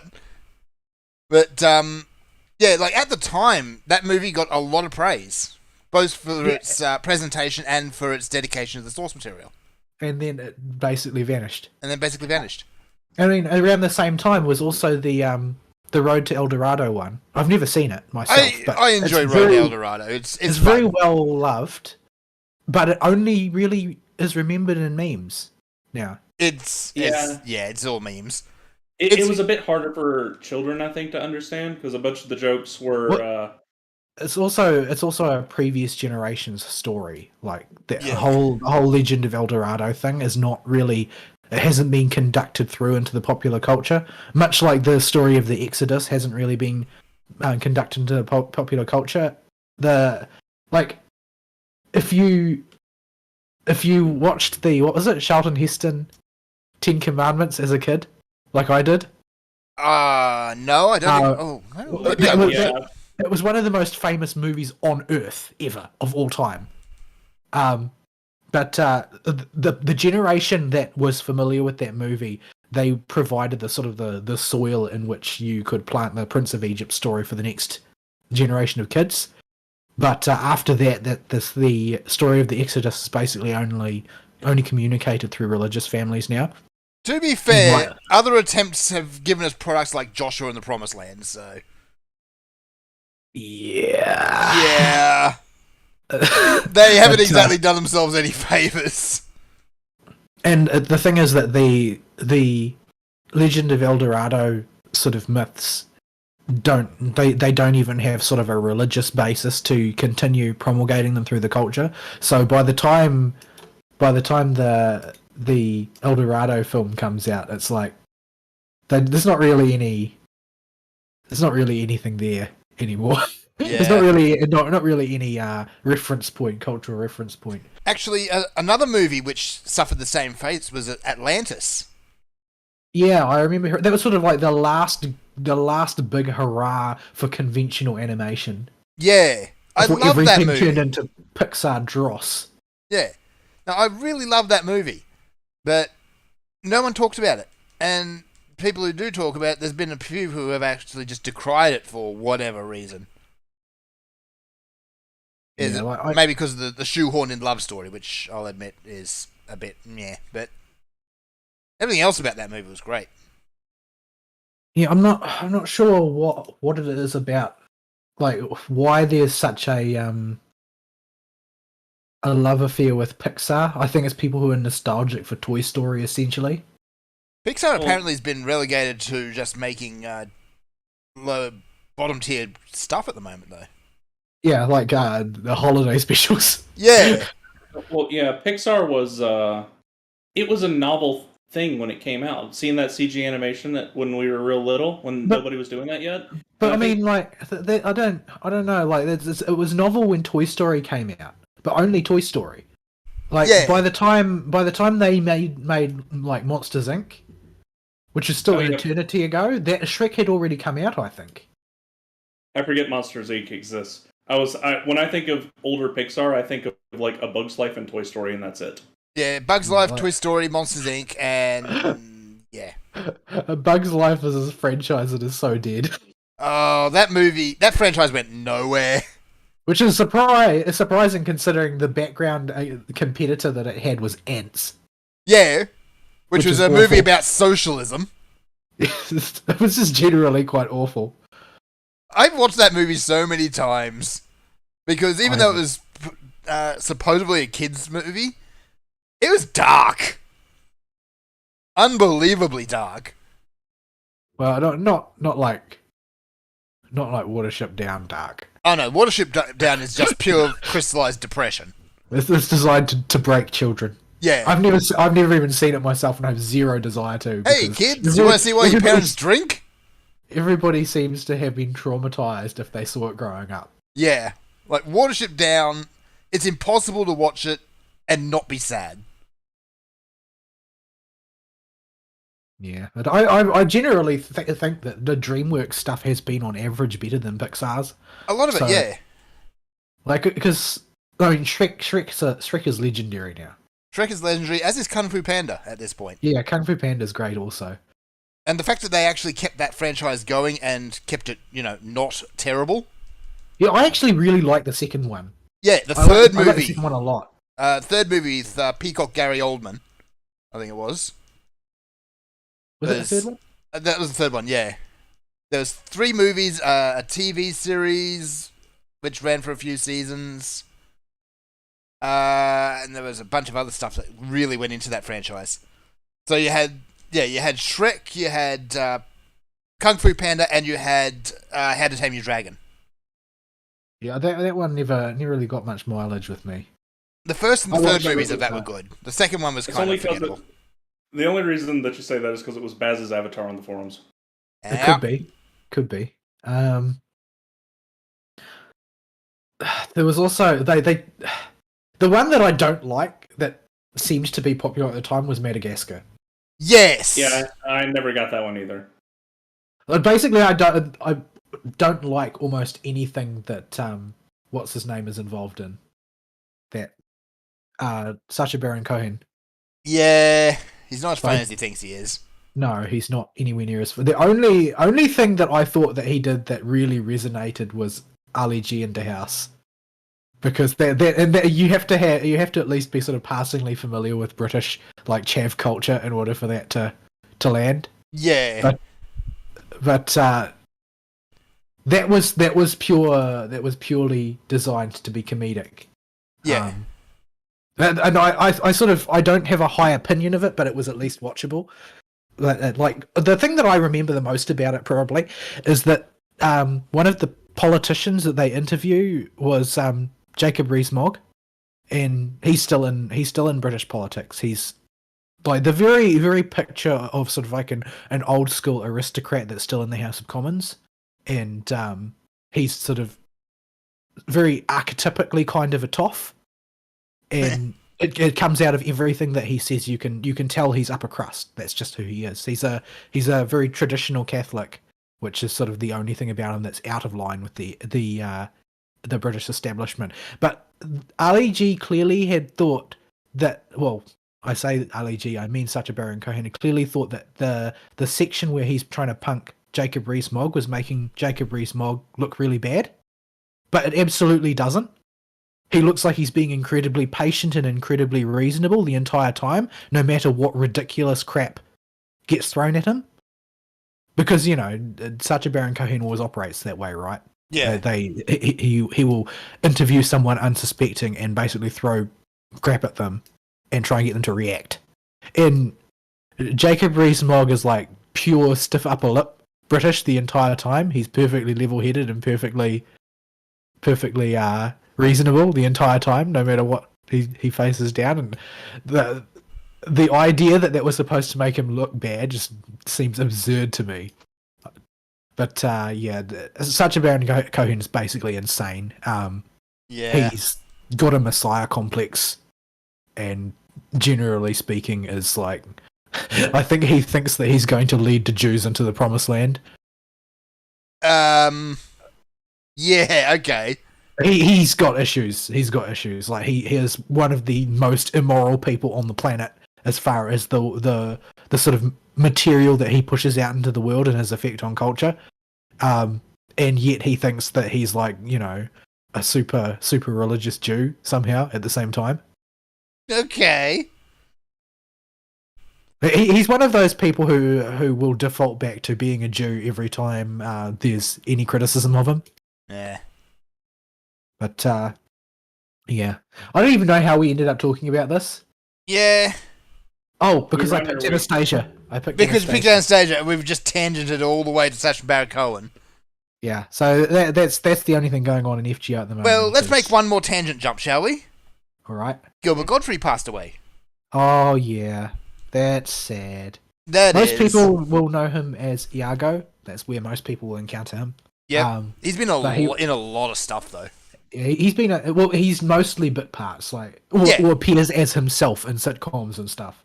Yeah, he's that guy with the really annoying voice who just turns up. Yeah, but he's primarily a stand-up comedian, and is most famous for being unbelievably filthy. Yes. And we salute you for that, Gilbert. He was in a really cringy AVGN episode. A what? A what? Angry Video Game Nerd got Gilbert Godfrey to show up for an episode, and the episode was terrible. Wow, okay. Well, That's not a connection I would have made. All of the early new media stuff was terrible, though. This is true. It was Yeah. It was an exploration, a time of exploration. And of awful. But I got mostly his Instagram mostly about it, by the awful. way. Total freaking clown fiesta. That's how I Yes. would describe it. Which I suppose is better than the grey paste we have now. Marginally, perhaps. Marginally. At least it was like entertainingly bad. Usually. Though usually not necessarily for the reasons they set out to entertain. But yeah. Yeah, most of those old ones have gone downhill these days. Like extra credits is like a byword for political agitprop now. I remember where extra credits used to be good. Well, I remember when they used to be watchable. I would never call them particularly good. Yeah, but then they spun around and crawl up their own sphincters, so... Yeah, well, that seems to be the way they go, right? They decide that they're famous now, and therefore people care about what they think. Yep. When the reality is that the most that your average YouTube star even can aspire to is to be background noise. Yeah. Like that's where you come to rest at the pinnacle of your career if you're a YouTuber, is people don't mind listening to you. Yeah. And they also don't care if they don't listen to you. They're not hanging on your every word. If you Yeah. want people hanging on your every word, you need to be a cute anime girl. Like, that appears to be the way of things. Yeah. I discovered a VTuber the other day, a little demon girl who basically memes on Final Fantasy, and I spent an embarrassing amount of time actually watching her content. I don't Lucy? watch her content. Yeah, I don't. I'm not I sure don't why. It just kind of rolled around in YouTube, and it just stayed as inoffensive background noise. Yeah, I don't really watch any of them except for the HoloLive girls, because I don't feel like any of the VTubers have the sort of message discipline required to maintain a character well. Yeah. Like they all have too much of themselves in it, in a bad way. Yeah. They can't draw that very bright line between the character and the rest of the world. Yeah. And so we But, did see someone named Hachima running around Crystalline Conflict yesterday, which was disturbing. Yes. Hachima. Can I not skip cutscene? Oh, apparently I can. Okay. Yeah, I'm not so, used to being able to do that. The event for Pinecone has finished now, and Pinecone's now in a dead space waiting for the next event, which appears to be Kyoka's event, by the looks. Yeah, Is that a rerun? Is it a rerun? It's a rerun. Yeah. So in other words, it's going to be basically impossible for me to get mileage out of it unless they've learned their lesson from the last rerun. Which is that it's not around long enough to do anything with. Yeah, I don't know how they're going to structure the reruns from here on, or when they eventually get their act together. I've heard they do, but I don't know when that is. Yeah, we should not have started this. Yeah, I thought about that. You were already Did you pick a fight you couldn't finish? Xeno'jiiva? Yeah, that's a fight you can't finish. Even on a good day, Xeno'jiiva tends to teabag you, Fern. And it just takes so freaking long. Yeah, that's if you're paying full attention. If. So, alright. We should probably throw to a break. Now that we're doing this, though, we're not going to really have much of a break. We're just going to Xeno'jiiva in the background. Well, here's what we're going to do, Fern. During the break, I'm going to go run to the bathroom by running in a corner, and then I'll come back and tank the boss, and you go try and survive in the corner. Alright, we can try that. So, alright, folks. Here's a break. We'll be right back in just a minute. Okay.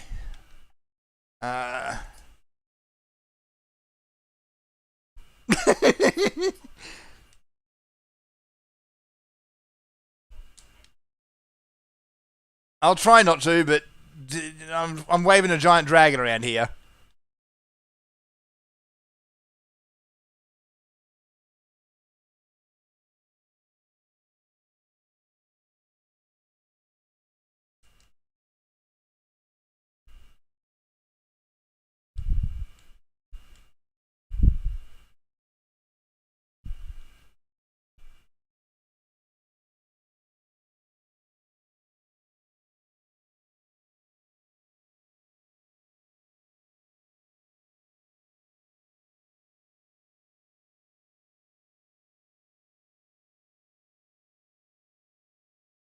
Oh no.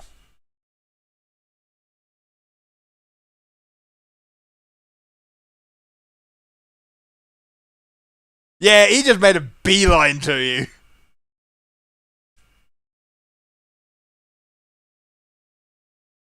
This is bad. Okay, I think you're still alive. Hang on, I want to get that up first. Via my healing doots. And this healing doots.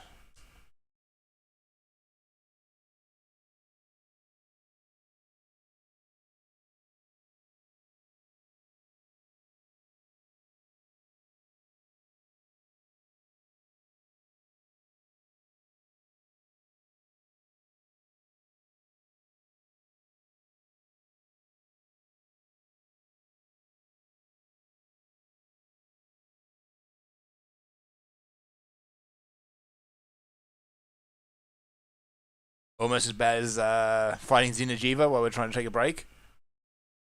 Oh dear.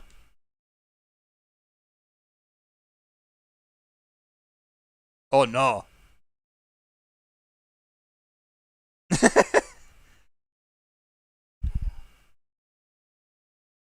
Everything is moist.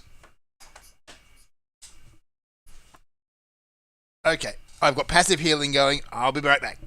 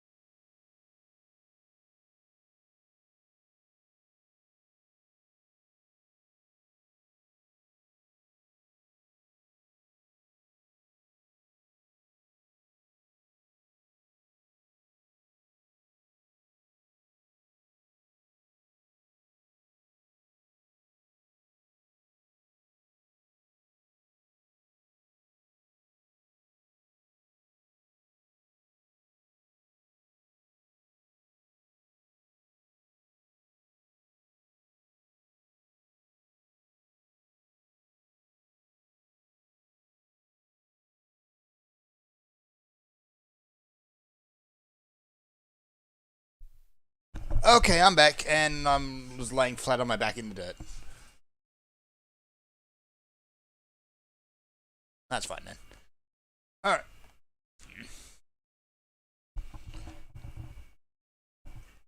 There you go, you got him.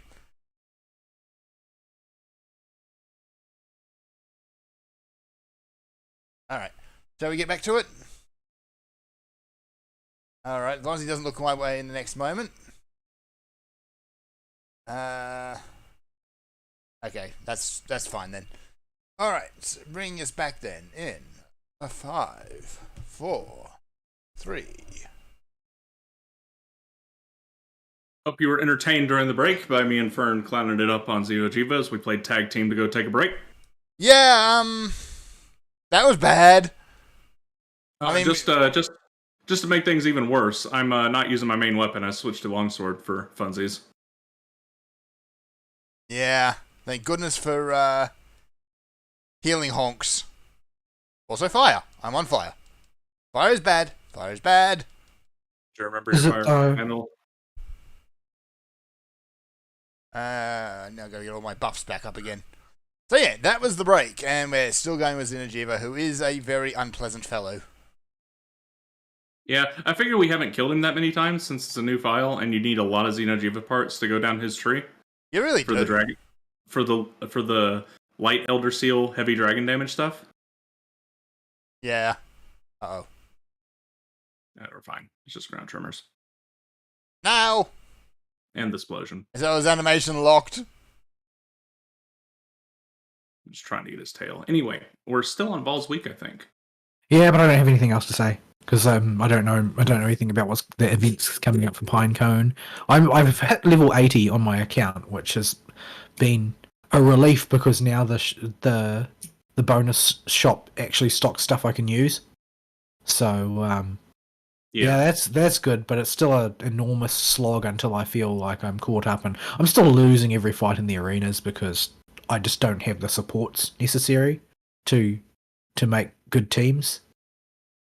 Like every team every time the team that I see completely teabags me, and I don't really understand why, to be honest. But I haven't. It's been a long time since I've seen a team that didn't have Christine on it. Like I don't know why so many people have her. I guess it's because she pops up with every single every single Princess Gala banner or something. But it seems like basically everybody has her, and she automatically deletes one person from my team, and then everything goes pear-shaped. But yeah, it's something like I would have to invest some time into learning how to construct a good arena team, and then I probably just wouldn't have the roster to do so, because basically my Ilya stopped working around rank 900 because she doesn't have enough health as a 3-star to survive long enough to use her Union Burst. So Yeah. yeah, it's pretty much PvP's a dead letter for me right now because everybody else has Saren and I don't. So every Union Burst on the opposite side will go off before any of mine do. That's my experience. So yeah, I don't have anything else to talk about for my week. All right. So my week has been filled with family and church stuff, family drama, and church obligations. We are simultaneously still moving to the new location with my church, and in addition to that, it's Easter week, so there's events going on all week, and they need help. And even if it's just people moving stuff, they need somebody there to pick up, do the lifting. Yeah, to lift heavy objects. Yep. So yeah, I spent a good chunk of my week at the church just making sure somebody was there to literally pick up the slack, and spent the rest of my week when I was with the church just helping them get their stuff together, ready to move some more, because there's always more stuff to do for that move because they have so much just crap at the current church. That's where a bunch of my free time went. The rest of it, I won't get into the actual specifics because I don't really want to of the family drama that's going on. But I will tell you the repercussion. Yeah, I'll tell you the repercussions of it, which is work got a lot harder. Your family's a mess. Because it made the opossum completely useless this week. Like, just totally useless. Nothing new about that. Like, I could not even rely on him to answer the phones. He was just, so I can't deal with it right now. I can't deal with it right now. And the whole time, I was chewing him out all week long. Like, giving him the full-throated, you're a effing retard. Well, yes, that is what we've come to expect from him. So he has not gotten it light from me at all this week. And I just laid into his butt over this. And I went not as hard on his wife, but his wife got a lipful from me too. Because it was her dumb idea that caused all, well, it wasn't her dumb idea, it was her dumb sister's idea. But she listened to it because she didn't want to upset her sister. So, yeah. Just a whole lot of problems with that, and the fallout that comes with any type of family drama, which is always a pain in the butt. Yes. So yeah, it's not been fun there. The bit of leisure time I have had, I've put into Monster Hunter World, which we're playing right now. And part of the reason I was encouraging Fern to play it this week was because we just so happened to be synced up with our accounts. We figured this out right before the show. Yeah, and we're at the same spot, which is right at the end of high rank and the start of master rank. Which was just a very happy coincidence. Yeah, so we'll be able to do this once. Yeah. If I keep playing, Fern isn't going to have the time to keep playing, nor the inclination to, since he probably wants to be playing Rise if he can play. I've already finished this game like twice, so. Yeah. Well, you fought all you fought Fatalis and Electrion and Sephijiva and all I those? never did those. Because they're the main reason I want to play World again, but I'm not so wealthy that I can just throw a whole pile of money at buying it on PC, even if I could run it. Yeah. I got conned a while ago to grab it while it was on sale. Yeah. Yeah. Yeah, the main reason that I'm pretty much shackling myself to Rise now is not because I think Rise is the better game, but Rise is the game that I can actually play. Yeah. Yeah, and it's you couldn't talk me into playing my PS4 copy of World after this. I can't. Because you don't even have a Pro, do you? You've got the regular. No, I eventually got a Pro. You got a pro? I Because eventually did get a pro. Because it's like 10 seconds faster to load, but Yeah, it's still way too long. But yeah, the disk drive on my PlayStation has decided just only works sometimes. Yeah, my PS4 has been relegated to more or less Blu-ray player. There's just not any games coming out on it that I actively really want to play. Which is it's sad, but I think that's just the way consoles are going for me these days. They aren't offering me what I want to spend my gaming time on most of the time, unless it's a Monster Hunter game. Like the Switch is still doing work for me because Monster Hunter games tend to be bottomless, and that includes Monster Hunter Stories. You can play them for an awful long time. Yes. Whereas that's just not like there are lots of games that I haven't finished on my PS4, but it's just sort of hard to motivate myself to do them because top of my list is just not those things. Like the maintenance games which are always going in the background, is primarily Final Fantasy right now, especially because there's so much new content, lots of cool stuff to do. The Alliance Raid is supposedly spectacular, and I can't wait to face check it. Magical girl Y'shtola. Yes, Y'shtola's a magical girl. She's definitely a magical girl. She is one of those people who has a dark past of being a magical girl in her case. She was a child at some point in her case. Yeah, and there's still advancement for me to do in Monster Hunter Stories because I want those juicy elder dragons, but I sort of want to come by the progression honest rather than just be OP. There's stuff to get through that I'm just not sure how to, because it tends to lean more in favor of puzzle fights as you progress, where you have you've got X turns to finish this fight in order for it to be cleared. And if you can't do that, then you've got to try again, which means that it's not just about my usual Monster Hunter tactic is to set up a situation I'm talking mainstream mainline Monster Hunter games. I'm not good at action games, generally speaking, and yet I still clear lots of stuff in Monster Hunter games because my approach to them is to arrange circumstances that absolutely minimize the chance of carting. Since I can't play well enough to just reduce the length of the fight to reduce my chances of carting, I just reduce everything else. So if there's a negative status, I'll build to avoid that. Stuns, build to avoid that. Damage output, build in defense to avoid that being able to one-shot me from the largest portion of my health bar that I can. That sort of thing. That's how I set things up. Unfortunately, in Monster Hunter Stories, you can't do that. You need to have that damage output be real high because you've got turn limits. So, still wrestling with that one. But as far as consoles go, that's pretty much it. And then it's back to the PC, where I've got at the top of my list is Elden Ring, and just below that are the Nier games. I can't remember whether you said that I should play Replicant or just skip to Automata. It's you can just skip to Automata, but I don't think Replicant's a bad game. I think my context is that I'm coming from a cold start with no real background in the franchise. You will get more from Auto Tomato if you play Replicant, if you pay attention. Right. How many endings do I need to get? All of them. I have to get all of the endings, and then I have to get all of the endings in Automata. Oh, great. Fantastic. Yeah, that'll take you a while. Well, you don't, in Auto Tomato, you only need the 5 main story endings. You don't need the eat a fish in front of Jackass. Her name's literally Jackass, Wait, and die.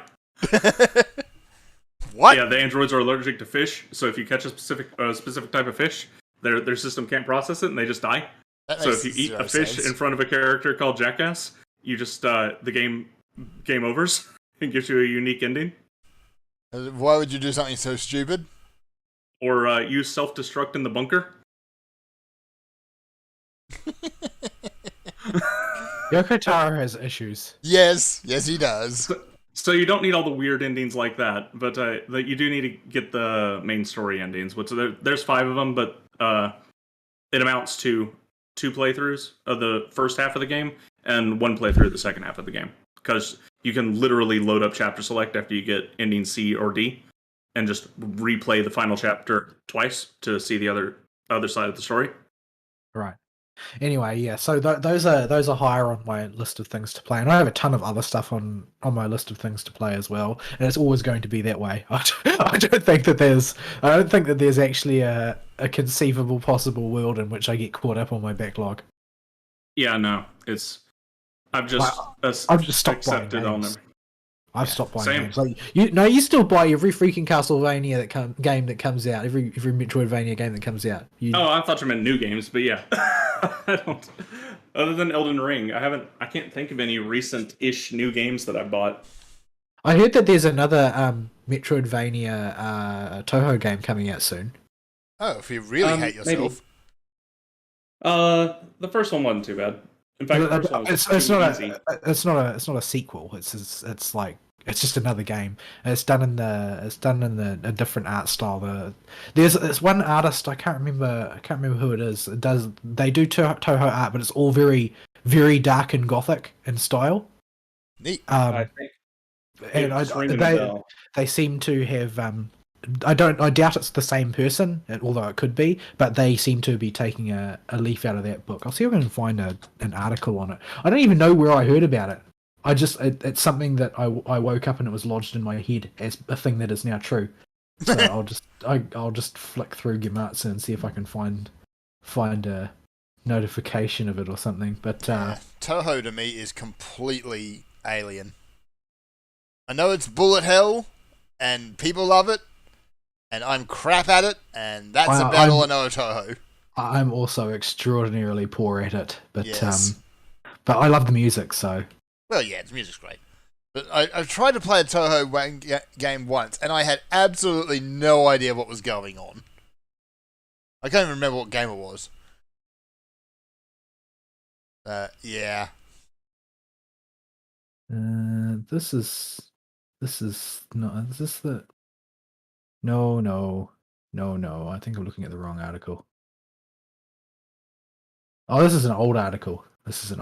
Maybe it's an old game that I didn't know about. Anyway, so scratch all of that. I must have seen something old get reposted as though it were new. Let's see. That do happen sometimes.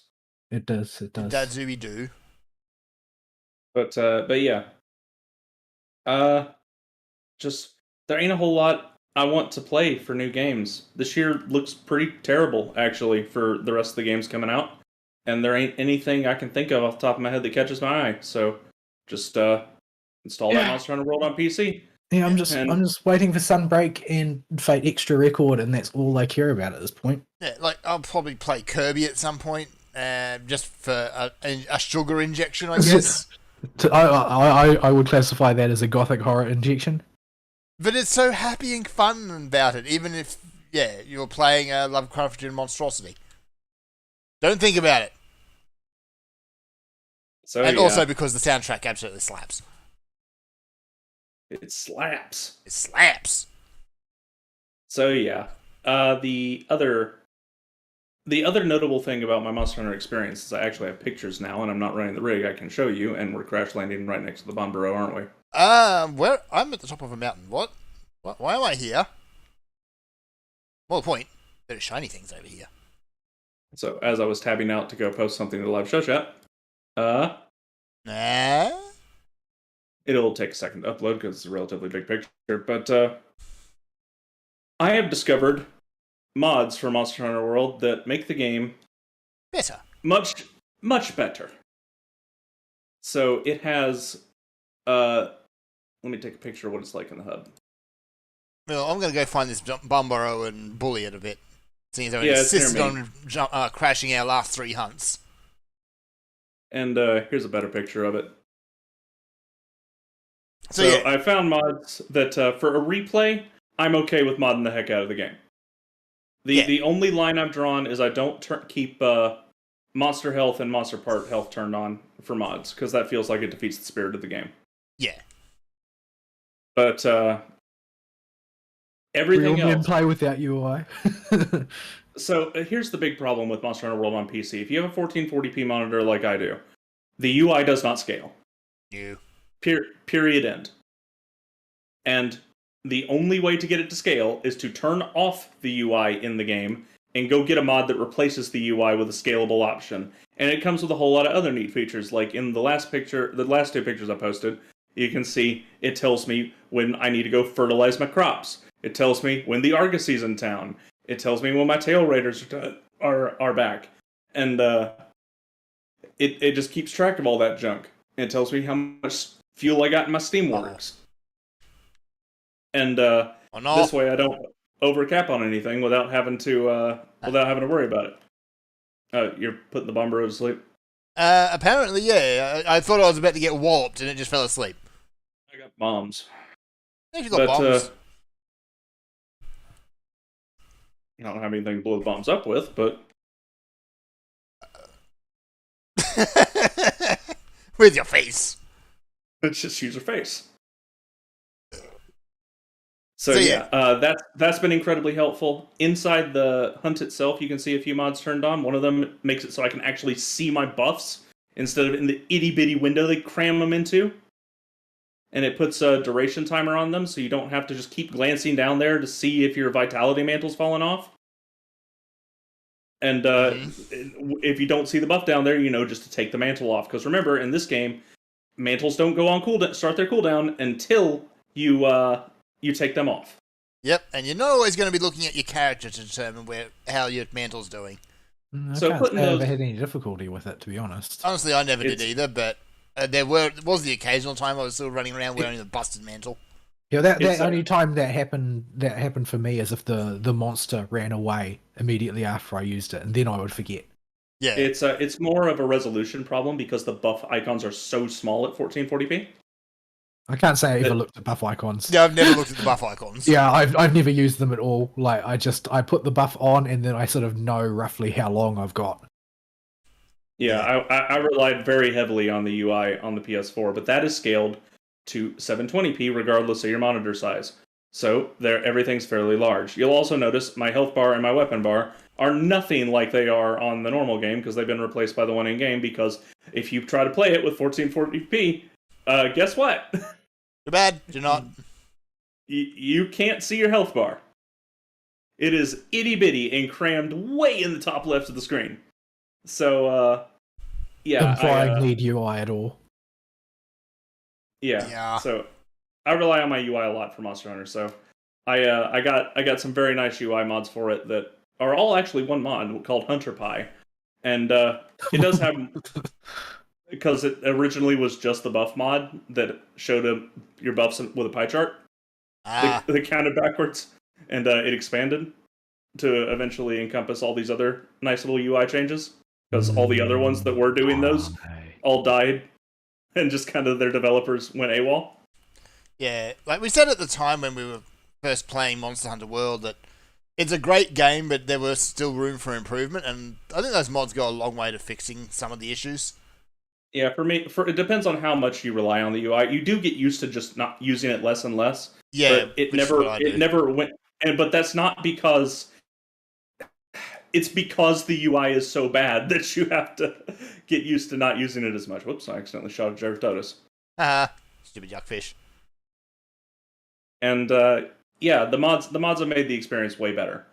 What else is there with my mods? You'll notice I have a ridiculously long ponytail in the second one. That's a hair mod because the base hairstyles are ew. And base hairstyles are like Skyrim base hair.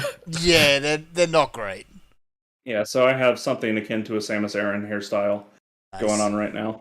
And then you'll notice I have Kulve Taroth layered armor, because this was a replay, and I didn't particularly want to sit around in the ugly Defender armor the whole time, so turns out you can actually just load armor sets into the layered armor without having to actually craft the layered armor on PC.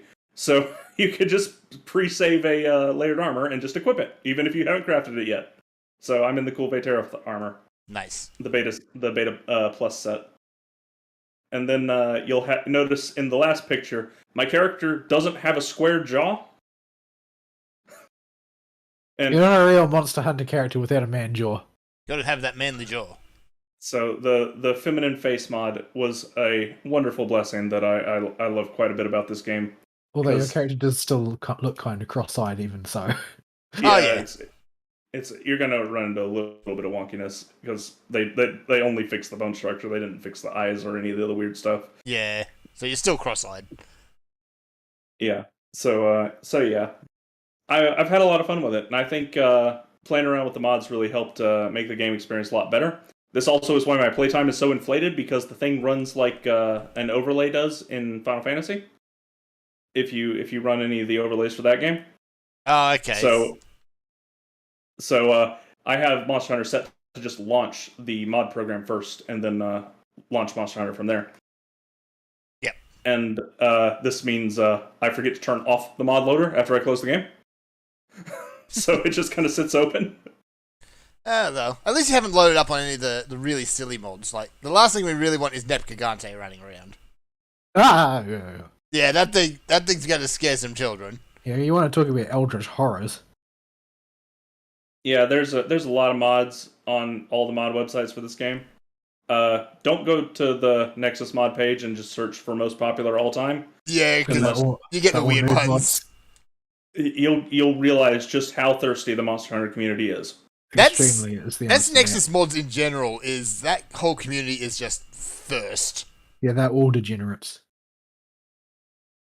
Yeah, you're trying as soon as you log onto an account on Nexus mods, because a lot of that stuff is hidden if you're not logged in. Well, a lot of their mods, even their normal ones, are hidden if you're not logged in. So it's damned if you do, damned if you don't. Yeah. I'm pretty sure I've got most of the salacious stuff. I think I've got it filtered out. Yeah, you can. They are supposed to tag it. They're supposed to tag it. But they don't always. They don't always. But you can filter most of it. Yeah, when I tried to use a mod loader for the game, and for a few of the mods that I tried installing to fix the face and the hair and stuff, it's like recommending you need like high poly nude mod to make this work. I'm like, no, okay, we'll go find a different one. The problem is when you do want to get a new character model mod or something like that, generally the Thirst mods have excellent character models. Well, that's because the people making the Thirst mods are the ones that pay the most attention to the female form. Yes. So you end up with an extremely good-looking character model with no pants. Yeah, it's or it requires the body modification from the Thirst mod. Well, in Skyrim, most of the Thirst mods have install safe for work option. Most of them, yeah. Same with Fallout. The Bethesda tools have those options usually. Note that this is usually just rhinestones. Well, no. Usually they'll put the default permanent underpants back on, and they look horrible. Or they'll do a custom one, which is it's like they're wearing underpants, but only just. Yeah. And the fun part about Monster Hunter mods is because Capcom doesn't give a crap, I can still play multiplayer with all this. Yeah. Like, can people on the other end actually see it? No. They can see. They can't see my character model changes, but they can see me using like the Kulve-Taroth layered armor, because that's just a layered armor file. Yeah. And that's base game resources. I can see that. Yeah, so he can see that, but he can't see my face. It still looks. So for Fern, you have a manjaw. Yeah, yes. For Fern, I still have a manjaw. But the important part is I don't have to see the manjaw. Well, I'm making a male character who actually looks like a gorilla, so it's fine. It's fine, because I'm used to putting a bucket on it. As you're supposed to. This tail has got to come off soon. There it goes. There it goes. He didn't break his horns, but he just hasn't been holding still for long enough. Yeah, I'm using dual blades. I ain't going to be able to help you with that. Yeah, you're not a whole lot of use on the horns. I'm useless on the tail, so it's fine. So yeah. I do wish I had some people to play World again with, but it's out. I understand it's out of the price point for like everybody in the world. They haven't really dropped the price a whole lot, have they? Now you gotta, if you're gonna pick it up, you gotta wait for a sale. Yeah, it's really expensive. Because when you guys started playing it again, I did look at it, but it's just it's not worth it. It's not worth it, especially considering I might get to play with you guys like twice. Yeah, if you haven't got it already, I'd still say it's actually worth the asking price. But if you're buying it for the second time, yeah, if you're rebuying it for a replay like we were, that price is too much. Yeah. Oops, oh, my bus fell off and I hadn't even paid attention.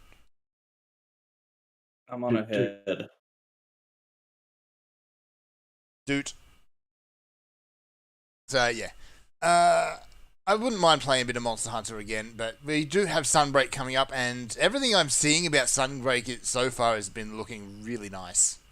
Yeah, and I'll switch back to Rise as Sunbreak gets closer. It's not until June, right? I mean, Capcom Yeah. has shown a reasonable propensity to learn from previous experience, so I'm hoping that we'll see some of the rough edges filed off the Rise formula in Sunbreak. Yeah. Thankfully, they've been fairly sparing on what they're actually showing, so they haven't spoiled a whole bunch of monsters like other games might. Yeah, they've put up their Fated 4 basically, their Basically, version of yeah. the Fated 4. Yeah, the werewolf, the vampire, and the Frankenstein's monster. Monkey. Actually, haven't got one of his legs. Yeah, we've got his horns. And they also showed the orange whatchamacallit, monkey, Yeah. Tengu, whatever it was. Also, a giant enemy crab. Is the Yes. Superman dive still in Rise, or is Yeah. it just not as not as But yeah, relevant? it's not nearly as useful because of the fact that if you've got wire bugs, you want to use wire bugs. Well, wire bugs don't give you invulnerability frames, so in certain situations you aren't going to want to use the wire bug instead. But for Yeah. general purposes, the wire bug is a better option if you've got one to spare.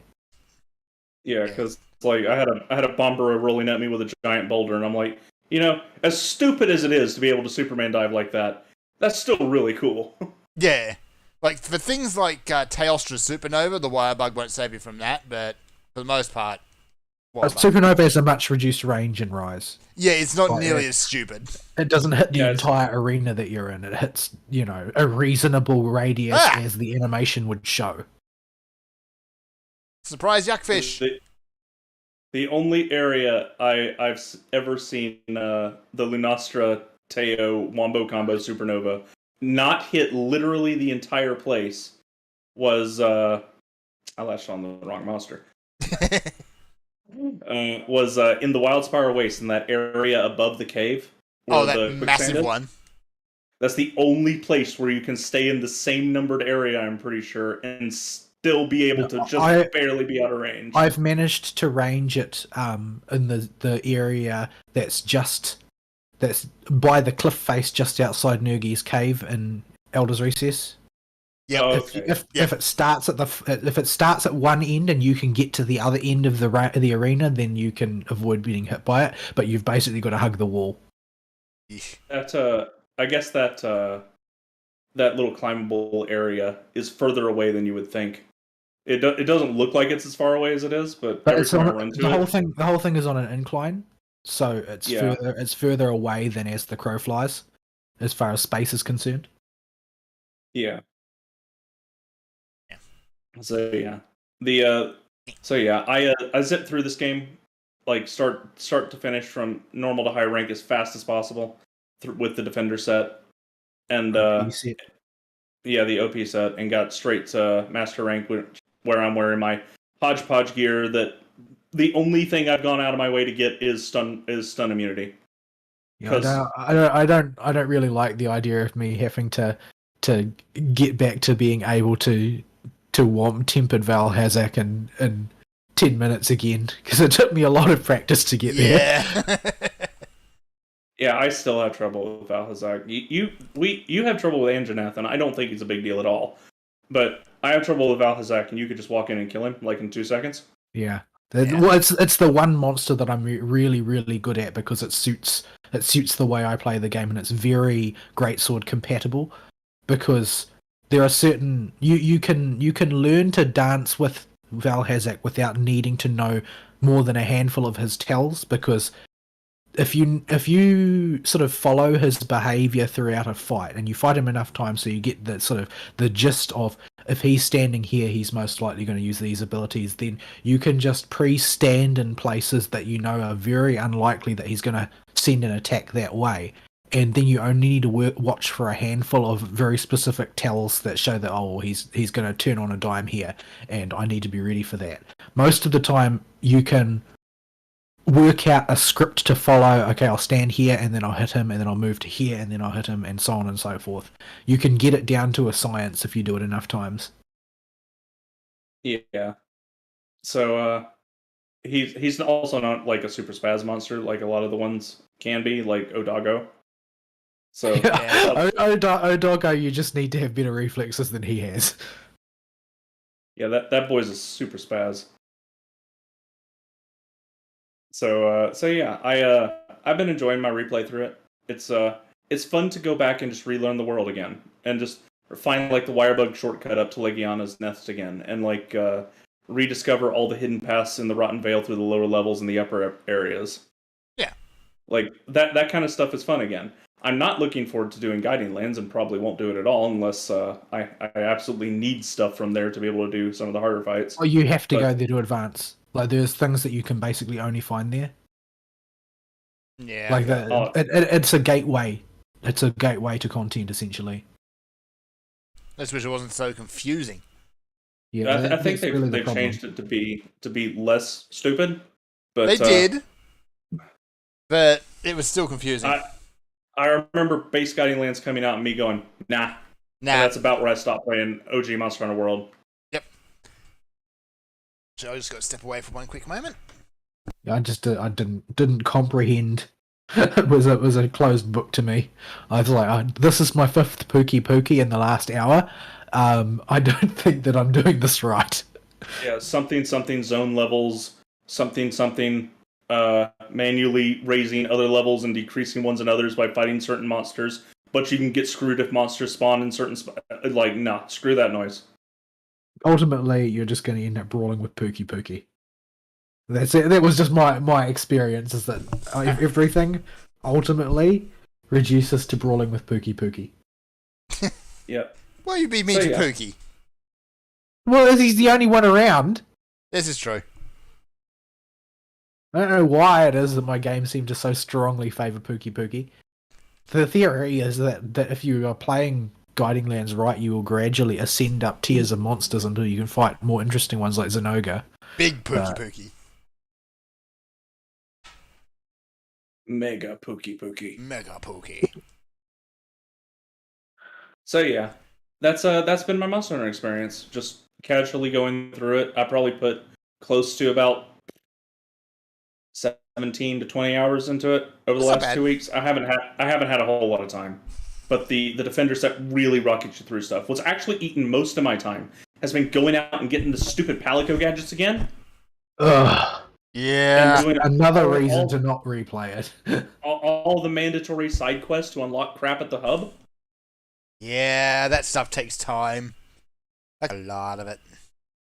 Yeah, and that has extended the playtime the most. Otherwise, I could have gotten there in like 10 hours. But no, you don't. You got to go unlock all that stuff again. And I'm still not Hunter rank 50, so I don't have access to the quests that unlock the really good mantles, like the one that makes it so you don't flinch when you take damage for a bit. Oh, yep. Those are staples for the way. Yeah, Rocksteady Mantle. That was like a staple for my my dual blade build. If I didn't need a specific resistance, it was Rocksteady and Vitality and the Vitality booster, and I would drop the Vitality booster on the ground, throw on Rocksteady, and go to town. And that's how I would open every single fight. Yeah. So yeah, it's there's a bit of a mess with stuff going on. Who's texting me? Oh, I got another girl. Can you message me that? Yeah. and yeah, this my train of thought just went right off the bridge.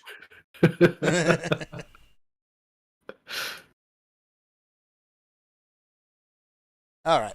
We should probably look at a bit of news then.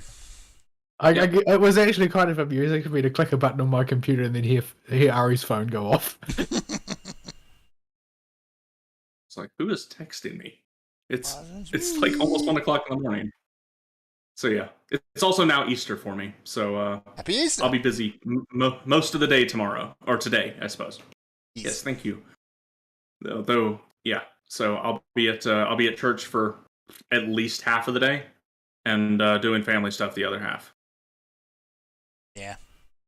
So yeah, that's you won't see me much tomorrow, and next week is I gotta finish putting things back together after the opossum did his dumb this week. Attempted to destroy the family for no reason. Yeah, because he's stupid. All right. So let us some news, shall we? What have we got? What is have on we the got? agenda today? We do have one little quick nugget about what's going to happen next week, and that is the unveiling of WoW's new expansion.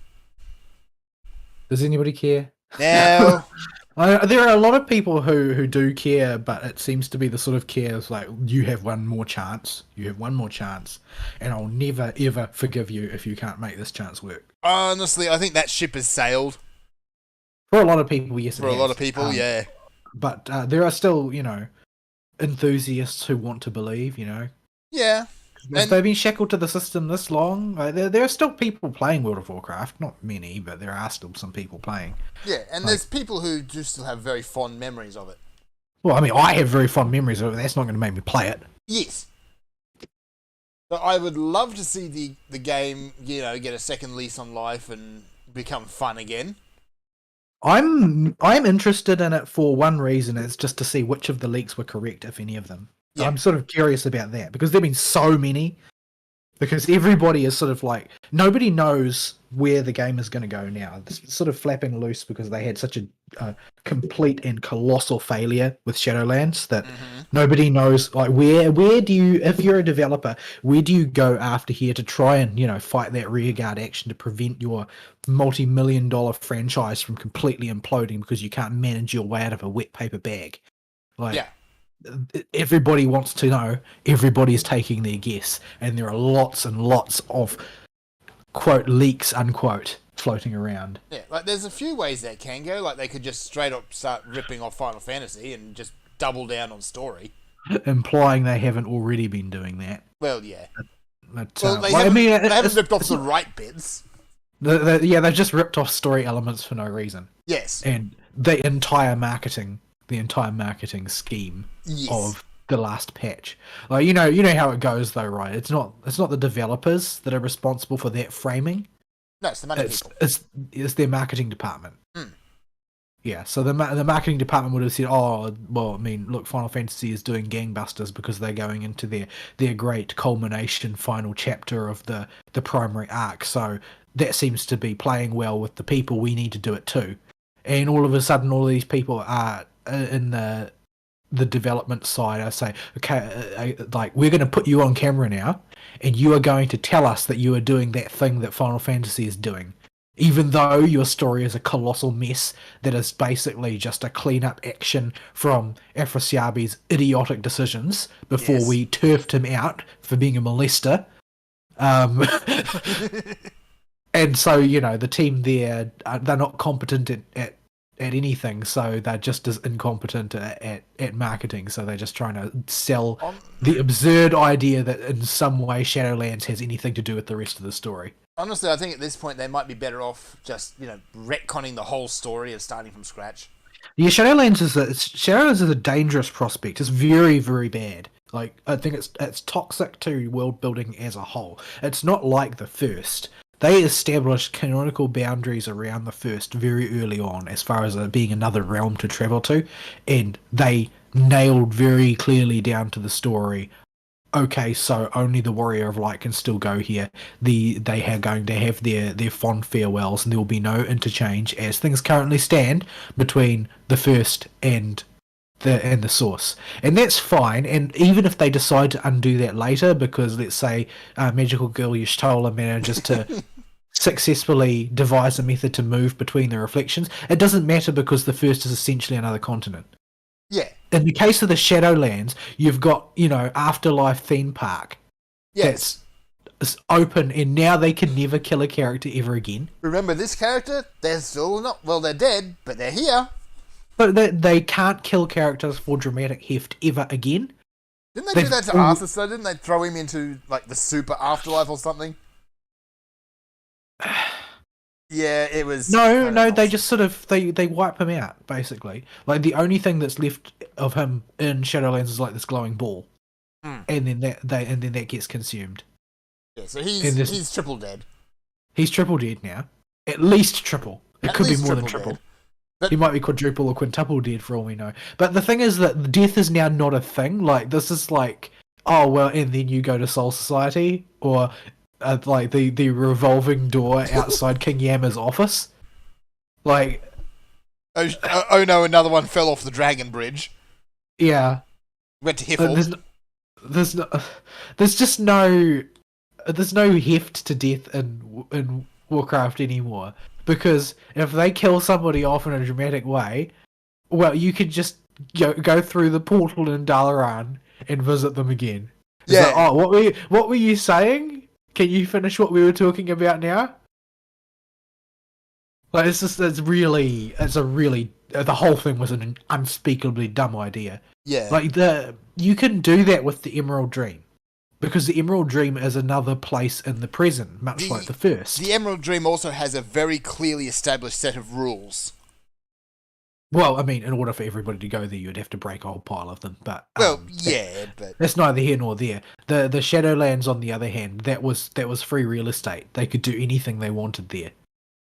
Yeah. And what they did was they created Afterlife theme park that now devalues any deaths that happen in the story from now on. Everything about it was just an awful, awful idea that they can't take back. yeah, I think they really need to do two big things for WoW. First is put the player in the story. Because the player is not in the story in any way remotely. Even characters who you've been working Well, they call alongside you for years. Moorwalker, though. They call you Moorwalker. Yeah, but they can't remember your actual name, even though you've been working alongside these characters for years.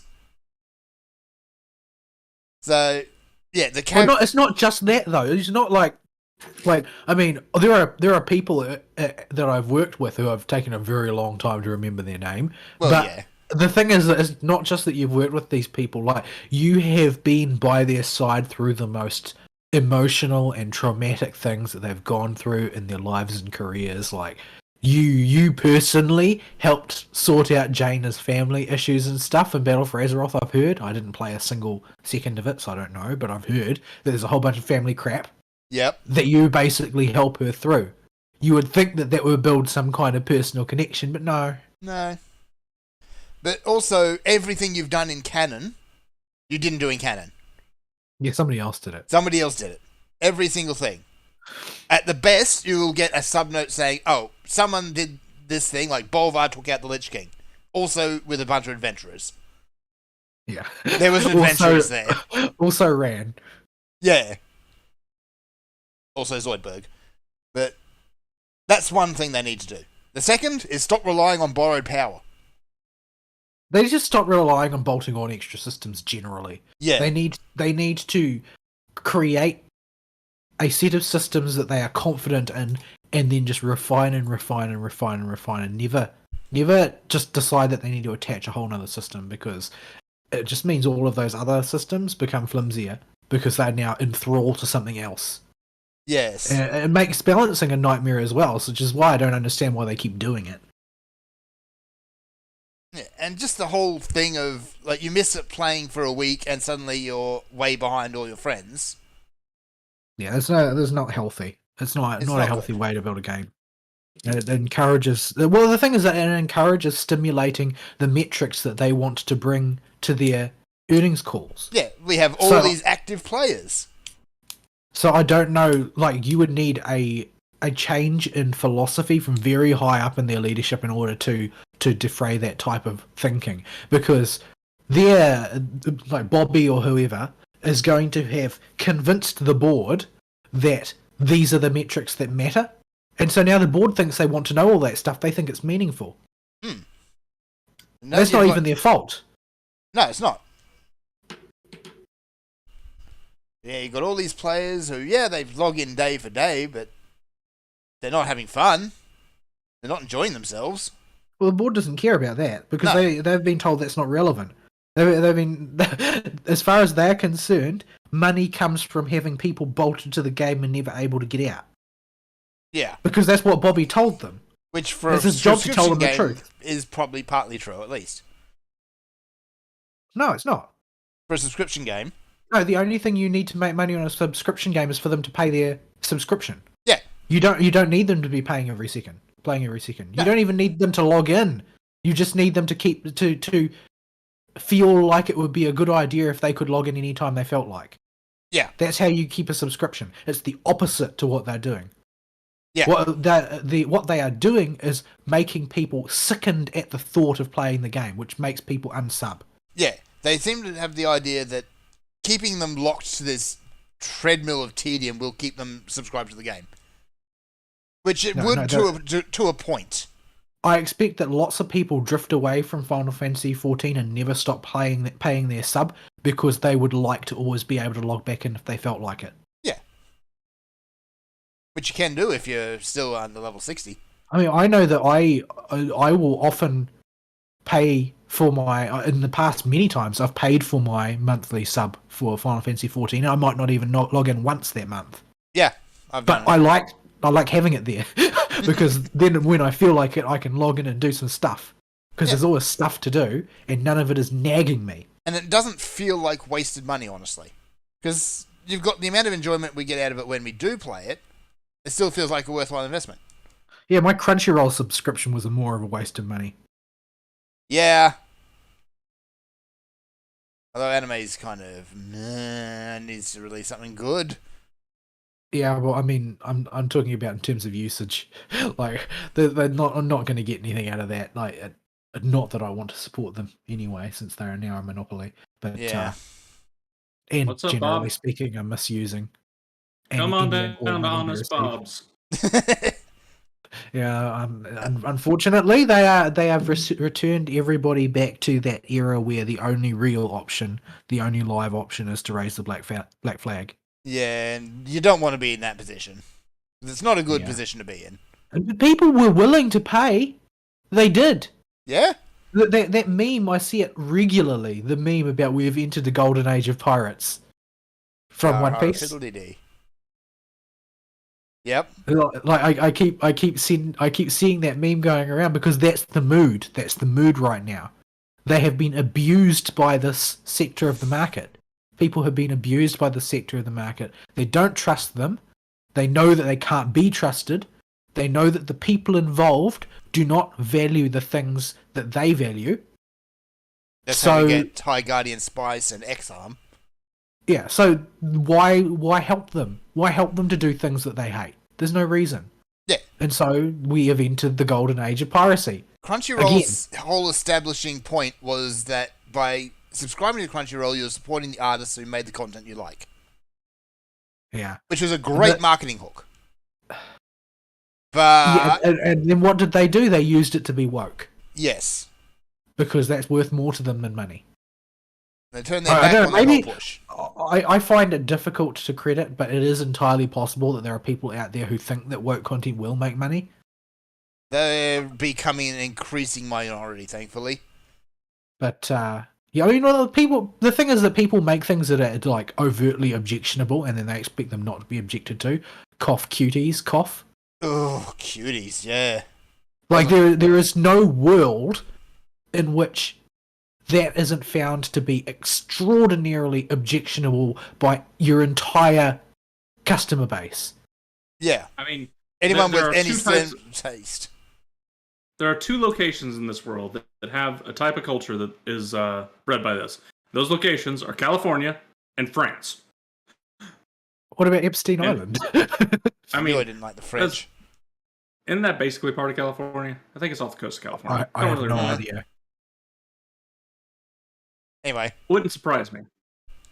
And whenever you get people from that type and from that area of the world, they just don't have a clue what other normal people think anymore.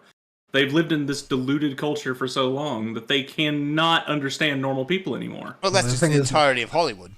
Also, that's See just California. Yeah. That's America at large, though. That this is the criticism that everybody living outside of America always has of America, is that they think that they're the only country in the world, and California is a smaller version of that. California thinks that they are the only country in the world. A smaller, more concentrated version. It's especially bad with California, I think, though, because when you guys say Americans only think that they're the only ones in the world, you have the occasional demographics here. Like the people in the South definitely are like that. We don't give a crap about anybody else in the world, and like period end. We Yeah, forget but they exist most of the time. there's a big difference there. Is that in the South, you forget that the rest of the world exists. In the coastal areas, they think that the rest of the world is there to serve their interests. That Yeah. they all live under the American hegemony and have to behave the exact same way that America does. Like all of that nasty, corrupting influence that is spreading all over the Anglosphere, that's all exported from the United States. The reason why Britain is so woke, it's not something homegrown. It's exported from the United States, from California specifically. Yeah, it's all these coastal areas. That's why I think we can really narrow it down to New York and California in the U.S. anyway, and France a little bit if you really want to get into it. Typically, when people talk about stupid American things, they're either talking about Californians or Florida Man. Oh, I mean, I'm just saying, Florida Man has a really fun life. I don't think that people view Florida Man as an American phenomenon. I think that they view Florida Man as sort of like like a cartoon caricature of the sort of crazy people that they know exist in every society. It's just that Florida's the one place you get to hear about it. He's the hero we all need. Not necessarily well, actually, he's probably the hero we deserve. No, he's a hero that we absolutely don't need for any purposes, but we definitely deserve him. Yes. We definitely deserve him to remind us what humanity really is. And what is the story of most Florida men? Who are the Florida men? The Florida men are the migrants from freaking California that came there to retire. Or the families of such that came to retire there. Yeah. Unless it has something to do with the Gators, the literal Gators, not the football team, that hang out in the Okefenokee, which I've seen it is not a local. Yeah, you do get the occasional Florida Man story that involves Gators. Both the animal and the football team. Yeah. The only ones that are natives are ones that involve gators of either flavor. Anywho, back to the news, and before we get off the topic of Blizzard entirely, it looks like the corporate mass has finally finished absorbing, I should say, Vicarious Visions. Yep, Blizzard has now officially merged with Vicarious Visions. Rest in peace. Rest in peace. Yep, may you woe in heaven. I put Blizzard so far out of my brain. Aside from talking about it on the show, I don't think about them at all. And I had honestly forgot that this was happening, even though we just talked about it a few weeks ago.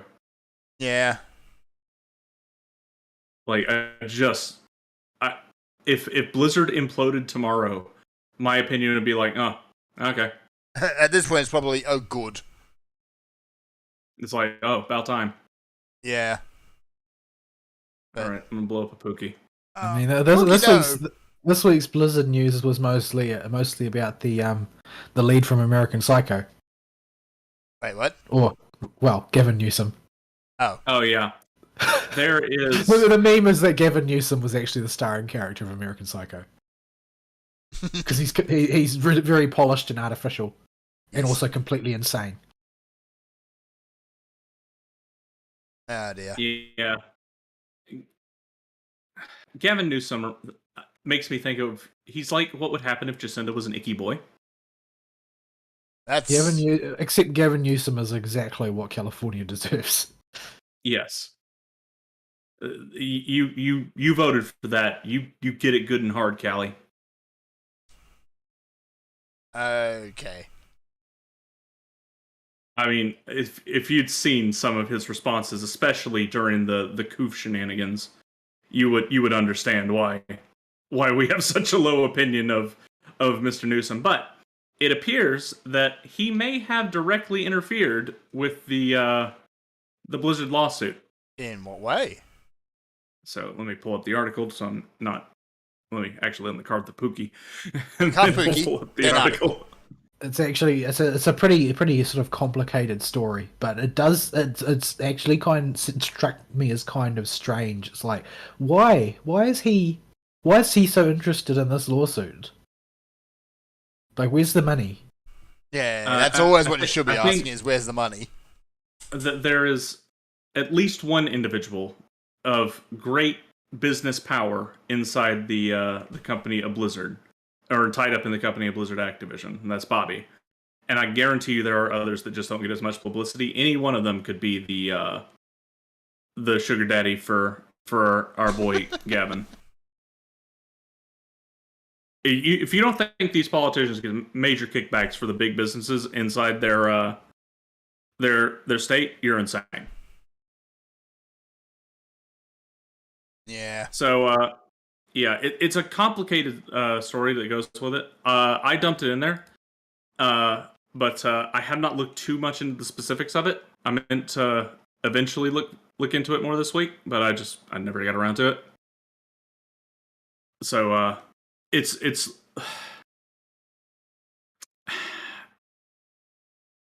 I'm trying to think of an easy way to describe what I do know, and it's hard because it involves interplay between the whatever their Department of Employment and whatever is their Department of Employment and Housing. I think Newsom's office, Newsom himself, and the lawyers involved, and Blizzard. So I'm more interested to see where this goes, is why I dumped it in here, rather than where it's at right now. Because I just don't quite have a good grasp on where it's at right now. But it would not surprise me if Newsom is interfering to get the lawsuit gone. Not saying it is happening. Not even saying there's evidence to support I think that right this is just at the allegations level right now, and it's sort of conspicuous that as the suit pushes forward, that Newsom wants more and more sort of like notice of what's going on and wants to be informed about everything and whatnot. Like, it's very hard to tell exactly what is going to be accomplished by all of this, but it ends with the chief counsel getting fired. Yeah. And it doesn't really seem like that they were fired over anything other than not serving Newsom's interests as well as he would like for them to serve him. Yeah, and this is fairly standard for California politicking.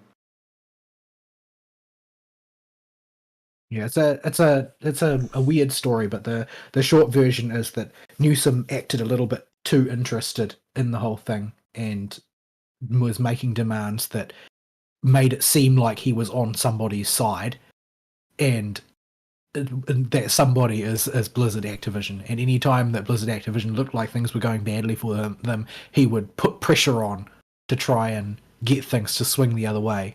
But yeah, so I don't know exactly how much is filling his pockets, but this seems very stock California government behavior to me. Mm-hmm. Yeah, it's an interesting phenomenon though, because it was the Californian government that was the one that really was able to pull the trigger on the exposing the whole Blizzard thing and then pursuing it as a matter of interest.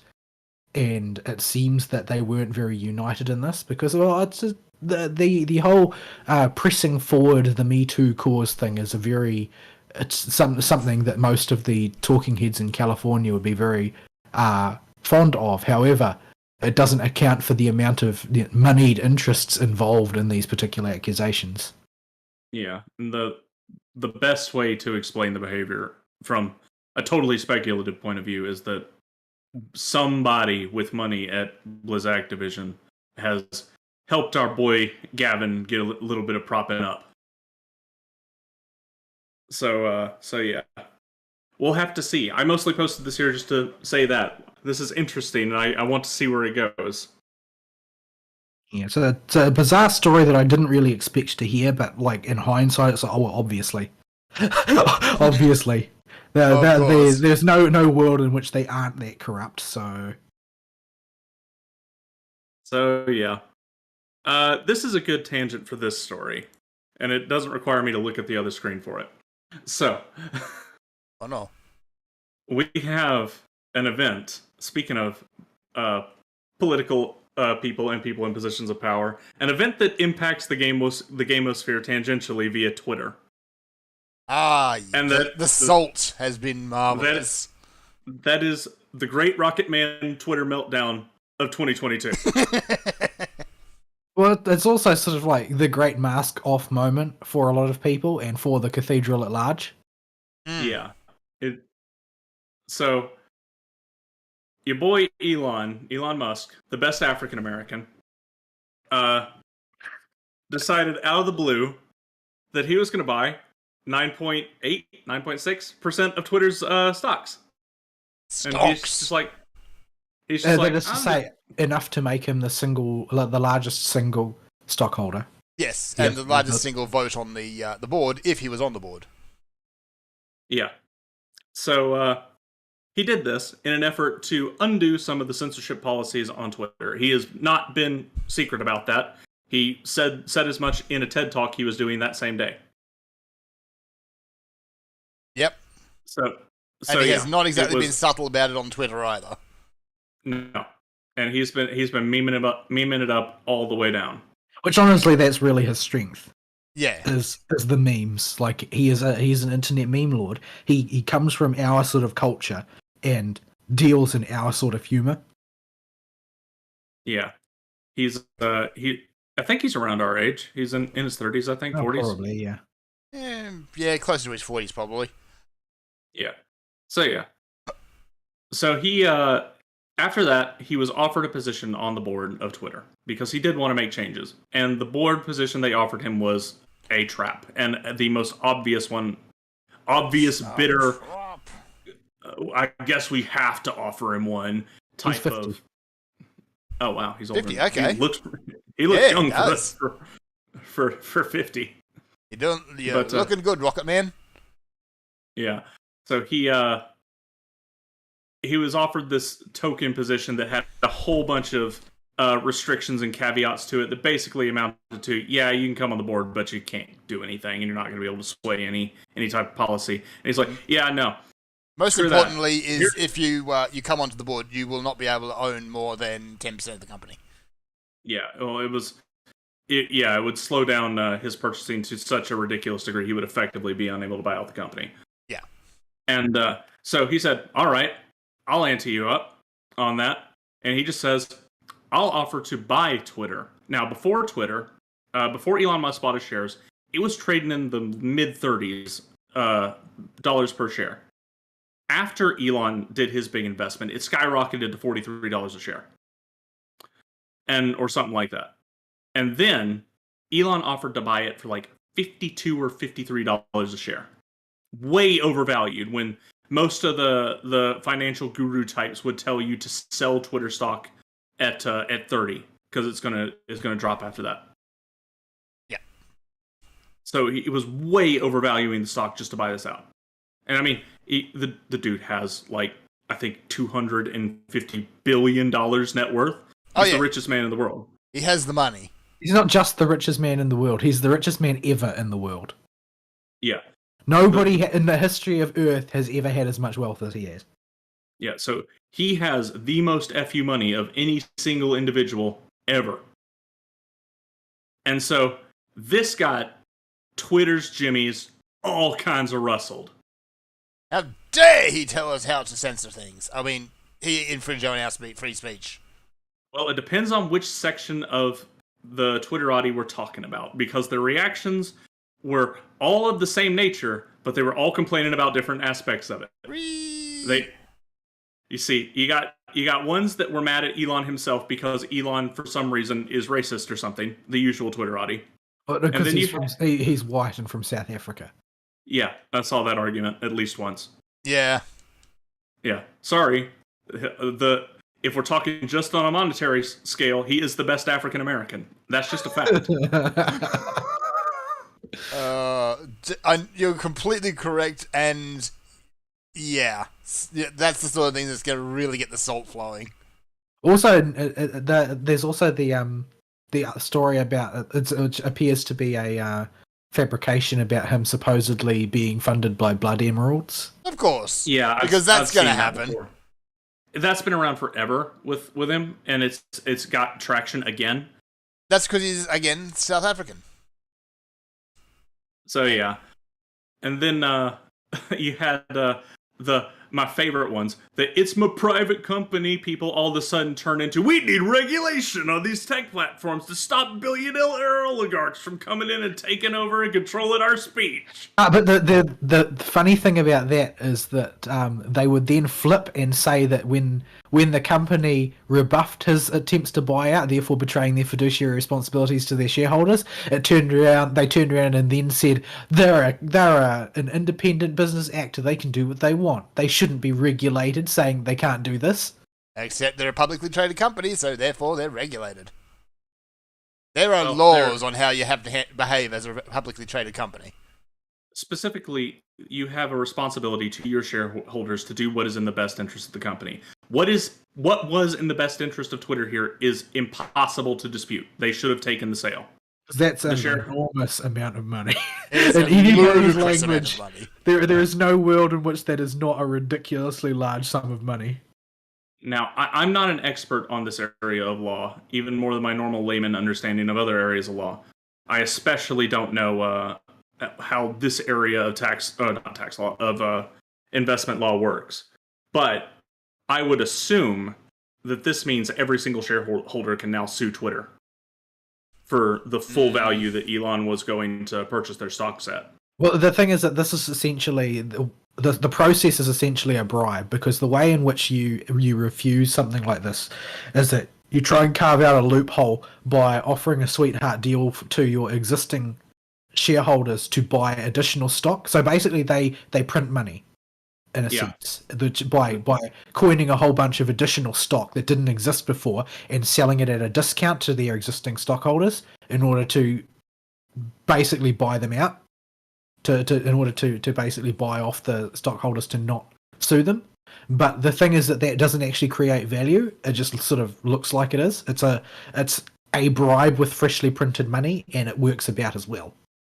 Yeah, you will increase the raw number of shares available for your company. However, the dollar value, given enough time, will reduce down to an averaged amount with those new shares included.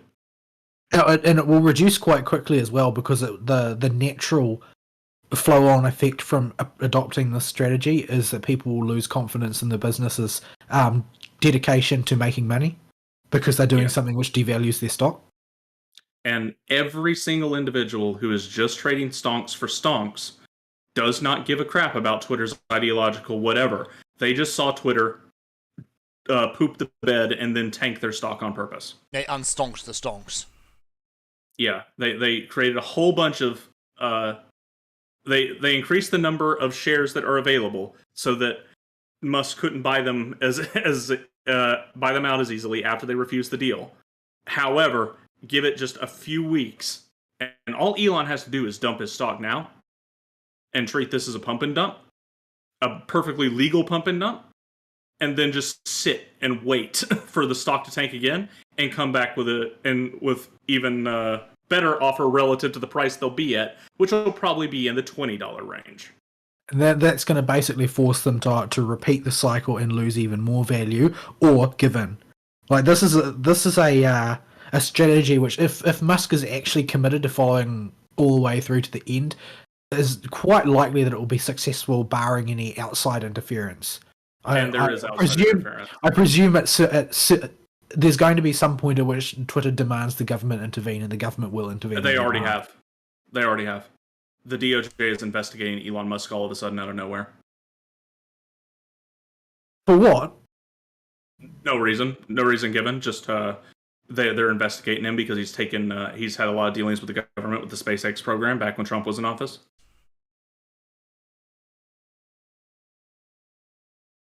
Yeah, so I think that they're making the wrong enemy there. Like, Elon Musk has more money than most governments. The DOJ might as well have declared war on a foreign nation. Yeah, except that they declared war on a foreign nation that has all of the legal protections of one of your own citizens. Yeah, that's it is incredibly dumb to pursue this course of action. Twitter should have just taken the L. Yeah, but they don't want. They are diehard ideologues.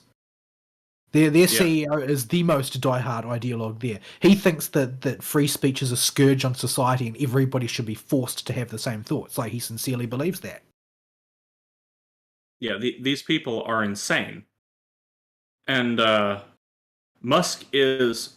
People have said he's a free speech absolutist, but I haven't seen any video to back. I don't think he is, because he takes ludicrous amounts of government money and is very well. He supports things like carbon tax credits and that because he makes his money off of allegedly clean energy. Like he's just as much a creature of the left as any of the rest of those ideologues. It just so happens that he's a rich one, and therefore he gets treated like a rich one.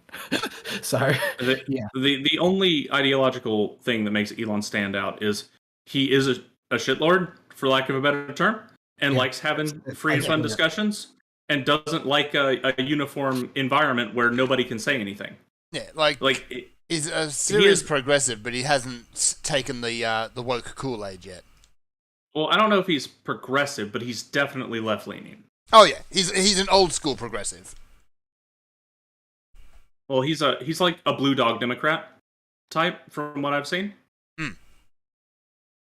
So, for those that don't know, he's got the environmentalism disease is ultimately the biggest problem. And most of his other sort of left-leaning political beliefs are tethered to that worldview that involves environmentalism, which is basically a worldview where you throw common sense out the window.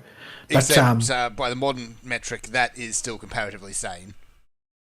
But he's basically going to end up coming to the sorts of realizations that you always do when you end up in the progressive left's crosshairs, which is that they are not your friends, they're never going to be your friends, and everything that they have ever told you is a lie.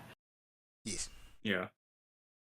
And Musk seems like he, due to his nature as a shitposter, is primed to fall more away from them than some of the other types that will grovel at their feet. He has more money than all of them put together, so he could buy out George Soros. That would be fun. That would be hilarious. I mean, George Soros would have him killed, but well, it becomes an arms race there, I suppose. I don't think that Elon has a good grasp of just how low the left is willing to go. I think he will by the end of this. By the end of it, he probably will have more of an understanding of their true character. Yes. Yes. So it's a crap storm of phenomenal proportions building, and yeah. So why is this relevant to any of y'all that just are wondering about video games and anime? Well, think about it for a second. What venue do all of your video game companies actually use? Not have a presence on, but actually use to announce their stuff? Where do you go to for status updates on their servers? Where do you go to for updates about the newest patch? And think of how the comments on those things have been curated lately, because a certain whole half of the population has not been allowed to speak for the longest time. It's bigger than a What half. happens if what happens if all of a sudden all that group of people can speak again? Yeah, I don't think you even really need to go that far. It's like, well, there's this guy, he used to be the president of the United States, and he can't speak on Twitter, and they've never given an account for why. Yeah, they just lied to you. So to push the extremely vocal, crazy minority back to Tumblr where they belong. Well, Tumblr, they can't go back to Tumblr because Tumblr banned porn, and they need porn, otherwise they can't be the degenerate minority. They shrivel up and cease to exist. I'm sort of impressed that Tumblr had the nuts to ban porn. It's because they got bought by Yahoo, and Yahoo doesn't allow porn. Yeah. OnlyFans tried it and it didn't work for them. But, yeah. But that's basically all that's left on Tumblr now that the crazies are left is the porn.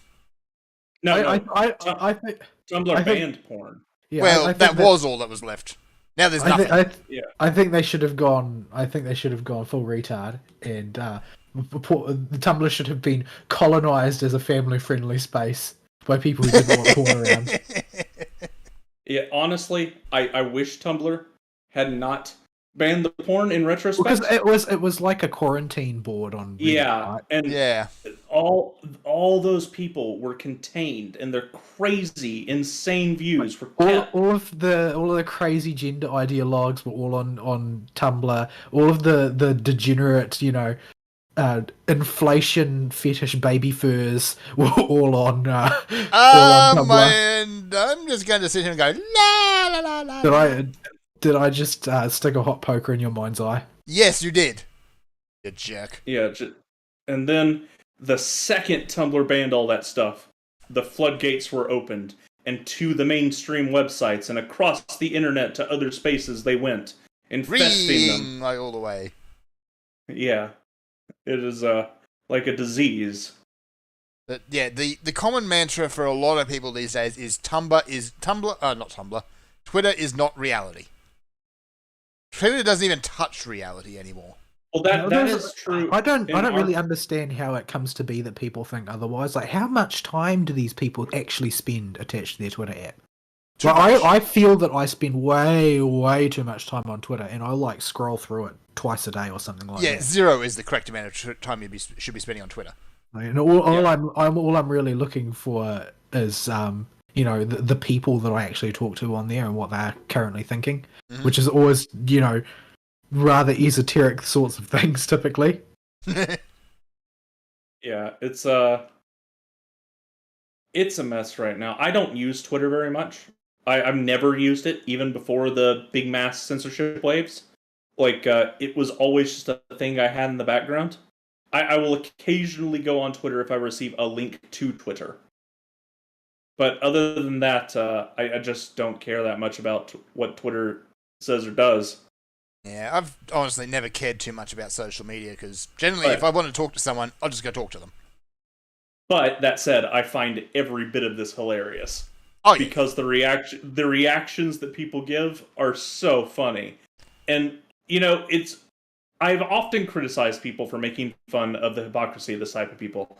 But in this case, it's so ridiculous and so just spinning in circles that I'll allow it. And because it's actually really funny. Yeah.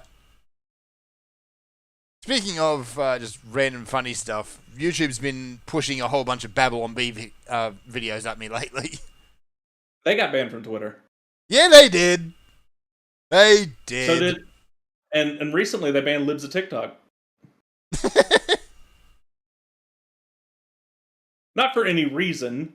Because they don't like them. That makes coherent sense. Something transphobia for Babylon Bee. Something hate speech for Libs of TikTok. Yeah. Doesn't have to make sense. And Babylon Bee actually put up a video the other day about hiring people for Twitter, going through a bunch of people. Because do we ban this person or not? I'm not going to spoil the thing, so just go look it up. I saw that one. It was pretty good. It was good. Most of their video skits are miss, but that one was pretty good. That one's pretty good. That poor woman trying to talk sense. So, yeah, I think it can best be described as this. Somebody had a take. I'm going to leave Twitter if Elon Musk takes over is the new I'm going to move to Canada if Trump wins. Yes. That is the best take I've heard so far. But Canada won't want you. All right. Well, that's what they always say whenever somebody they don't like might get elected in the U.S. If only they had followed through. All right. Do we have anything else we really want to talk about, or should we start looking at wrapping up? Probably start looking at wrapping up, but there's a couple minor things we can quickly touch on. That the Bethesda launcher is finally and utterly dead. Yeah, it's the migration to Steam is almost done and will be done by the end of this month. Yep. I think that'll go well with people. Nobody wants the Bethesda launcher. It was just an extra bit of bloatware to clog your PC up with, honestly. Unless you were using the creation kit, then it really served no purpose. Yeah, until Steam royally cocks up, there isn't a reason for Steam to be the only launcher that people use. Yeah, and as long as Gaben's still at the top, I think we're fairly safe from a big content. I'm really worried about that. Like I worry about that on the daily because he is not a fit looking man. No, he's not. He's getting on a bit too. He gets one boostable type of thingamabob too many, and his ticker may stop ticking. Yeah, I'm really concerned about that because he is quite literally him personally as the bulwark against people who own a bunch of games on Steam and all of the cancer that it can come out of digital ownership. Yeah. Which is to say digital licensing, since you don't own anything on Steam. Yep. But the fact that he wants things to be on the up and up is the only thing that keeps them on the up and up. He's always been very pro-consumer. And that ideology has made Steam such a success. Yeah, and it's really going to be scary when Gaben finally either retires or kicks the bucket. Hopefully, it doesn't happen anytime soon. By then, I hope we've found a way to migrate those Steam games. Yeah. You want me to bop his head? Otherwise, it might be time to download a whole bunch of stuff onto a backup drive and unmount it from Steam. Oh, if Steam does go full retard, it's Yarhar Fiddly D. Yeah, the black flag will be Yarhar raised. Fiddly D. It won't be for a small amount of people. Basically, piracy will become the main method of game distribution, and the video games industry will go through a crash. It will happen overnight. Yes. Yep. The entirety of PC gaming will die if Gabe. If whoever takes over from Gabe doesn't share the same ideology. Unfortunately, what is more likely to happen is that it will be a frog boiling in the pot situation. Yeah. And that they will gnaw away at your licensing rights a little bit at a time until you don't own anything anymore. Yeah. So, for the short term though, long live Gabe. Just go on a diet, get to the gym, do a bit of exercise. Not too much exercise. We don't need to strain that ticker too much. And above all, make Half-Life 3 already. Maybe take up like intermittent fasting or something. Okay, Fern. Whoops. You missed. I missed. The only other thing I've seen a lot of people talking about is the new Kingdom Hearts announcement, but I sort of fell off the Kingdom Hearts train before 3 even came out. 3, I played half of 3, and it was just kind of... It seems like a really weird time. Yeah. Because Disney is currently a toxic word in half of America. Disney is in the current process of self-destructing at the moment. Maybe they are making a play so that there is something that has been put out there which has very little obvious corporate ties to Disney proper. Because while Kingdom Hearts features all Disney licenses, all kinds of Disney licenses, it is still viewed as a Japanese Square Enix product, not a Disney product. Although, I think that shifted a bit after 3. I don't know, because I didn't play 3. For those that are unaware, the man that is the Disney, quote, heiress of Walt Disney's current estate, came out pro-groomer. Well, yeah. Yeah. That's because it's the in thing to do. Because whether or not they believe it has sort of become irrelevant. This is about drawing battle lines at this point, because in America, that's all you people ever do. Instead of doing what's right. Yeah, there's clearly a right side and a wrong side here, but I think most of the people involved aren't even thinking about it. No. Yeah, most people they're drawing those Team Red, Team Blue battle lines again, because thinking pedophilia is great and on the up and up is now a Team Blue thing, and disagreeing with that is now a Team Red thing. I mean, if Team Red balloons in size, then all so much the better. But I think most of the people on Team Blue haven't really thought about it. I mean, I don't know, Ari, if you've listened to any of Knowles' recent shows, but he's brought on a lot of Democrats to talk about the meta, and they are giving what I think is basically how the normie blue voter sees the issue. Which is it's not really about all of that, and there's not enough evidence that this is actually what's happening, and so on and so forth. I mean, it all runs aground on, well, if grooming isn't happening, then it doesn't matter if we ban it. But there's I think that there's a lot of room for people to just play team sports here, and it's not Yeah. really about what's going on. There's a lot of misinformation about that whole Florida bill too. Like people will just tag onto the hot button headline and not actually look into what the bill's actually about. Well, yeah, and people always do that. It's especially egregious here Yeah. because for some reason the Democrats thought they had a win and play by making this one a highlight. Yeah. Go figure. Go big. Which really tells you there are some people that are true believers. Yeah, there are sadly there are a lot of people who are true believers, and a lot of this stuff was set up a long time ago. I mean, when I say a long time ago, we're talking France, because all terrible ideas come from France.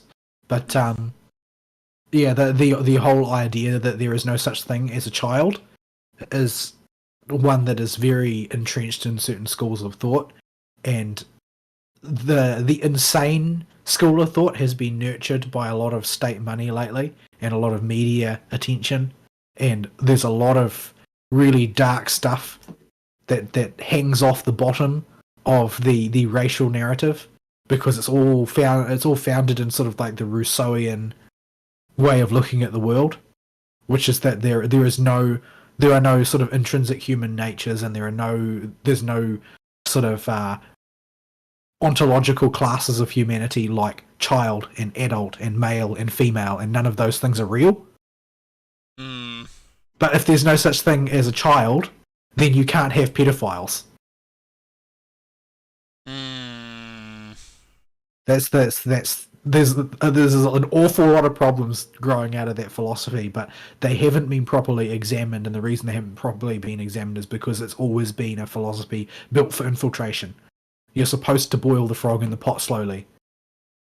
You know, nobody's going to accept their ideas if they're just, thrown out there. Yeah. Uh, How'd we get here? Disney. Oh, right. Gabe in Kingdom Hearts.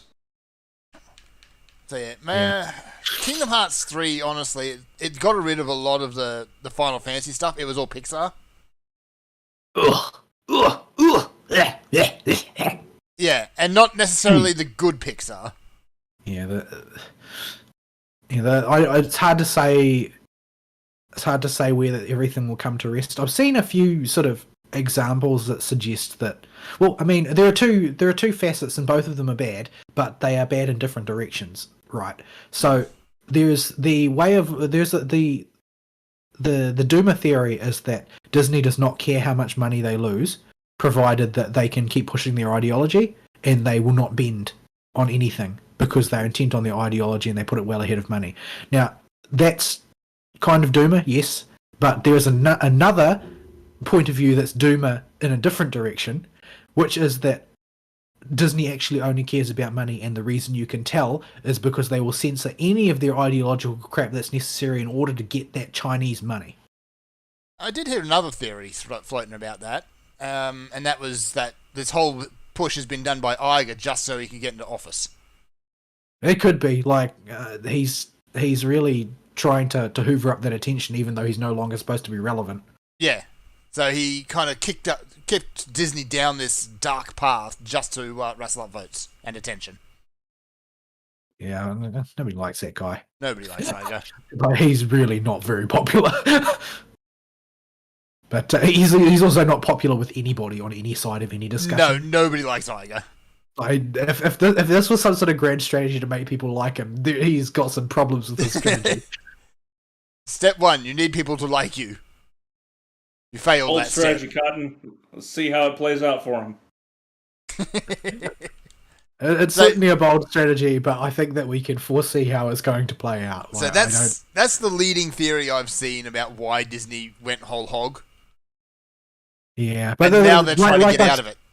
Like I said, you don't need to worry too much about the ideological thing being diehard, I don't think, because they are willing to dispense with ideology purely in the name of money. Oh, absolutely. Because that's all the Chinese market matters to them is money. Now, there are true believers embedded at Disney who are actively attempting to basically jam LGBTQ, WTF, BBQ, wherever.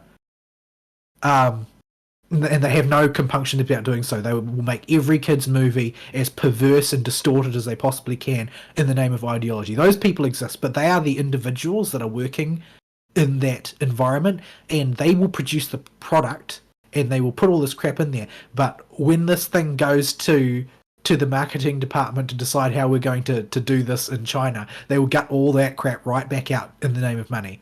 So they get to be corrupt from both ends. And as such, they're not going to get ideological traction. No good saying that they won't do it, because they've been doing it for years.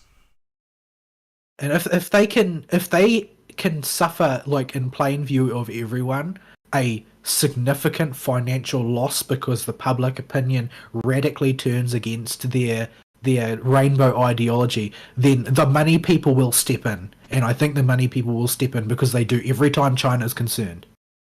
Yeah. Well, their new CEO, Bob Chapek, is very much money forward. To a fault, actually. They call him Bob Cheapskate for a reason. Yeah. But anyway, we should finish killing off this Barroth and then wrap up. Yep, I was trying to time the end of the show with the Barroth kill.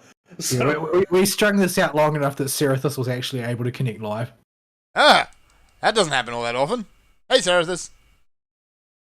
So, lots of very interesting things. A lot of them politically leaning, but still very interesting things going on. Unfortunately, that seems to be the only thing the world cares about these days. Like, it'd be nice if we didn't have to, if we could just get good video in isolation, and that way we could keep mostly peaceful on mostly peaceful instead of on no excuses.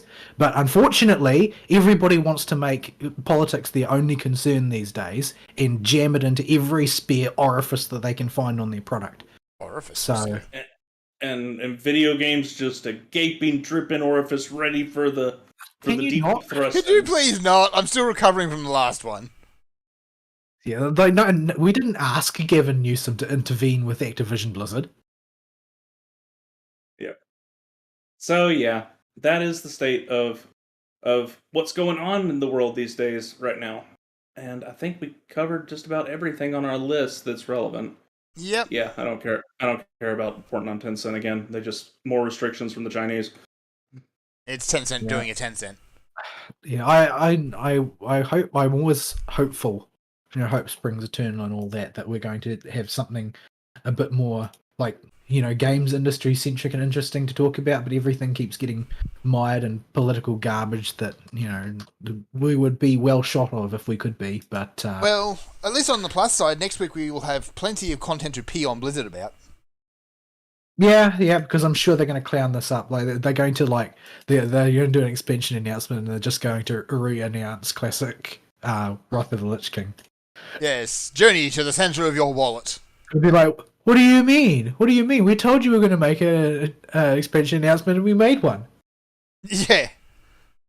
Yeah. It's classic Wrath, except now all of the good bits are now the bad bits. And there's a cash shop. And there's a cash shop, because of course there is. Well, was it Wrath that gave us TRH? Yeah, I think that was actually in Beast. Was that no, because they all appeared in Dalaran. Okay, that's right. Yeah. Okay, so all of the meme screenshots were of Dalaran filled with TRH. So yeah, that was Wrath. But yeah, at least Wrath had some good bits about it. Had plenty of bad bits, but it had some good bits. Yeah. I would love to see them actually say, here's an expansion, we're taking everything back to the drawing board. Yeah, there are some interesting leaks out there. Like ones like say, oh well, the expansion's going to be all end game content. We're not going to have a leveling process. We're going to skip all that crap and just try doing this a different way. That would be interesting. Burning a whole bunch of time on doing leveling zones that nobody cares about. See, that could be interesting. That's one of the leaks is leaning in that direction, which is very Guild Warsy. Yeah, the horizontal progression type deal. Yeah, I'll just give people more stuff to do. Don't force them along this leveling track and devote 99% of your development resources to creating a leveling track that people do once and then switch off for all their alts. Yeah, See, that would be an interesting idea if they did that. I don't think they're going to do it because it would be good. Yeah, it's a leak, and it shows both sort of daring and vision, and Blizzard has never shown either. At the very least, it's the at the very least, it's the willingness to take a risk. Yeah, and they don't. They don't do that. risk. But the thing is, a lot of stuff has changed. Remember, Microsoft is going to be helming this now. Mm-hmm. It's not going to be our boy Bobby no more. Yeah.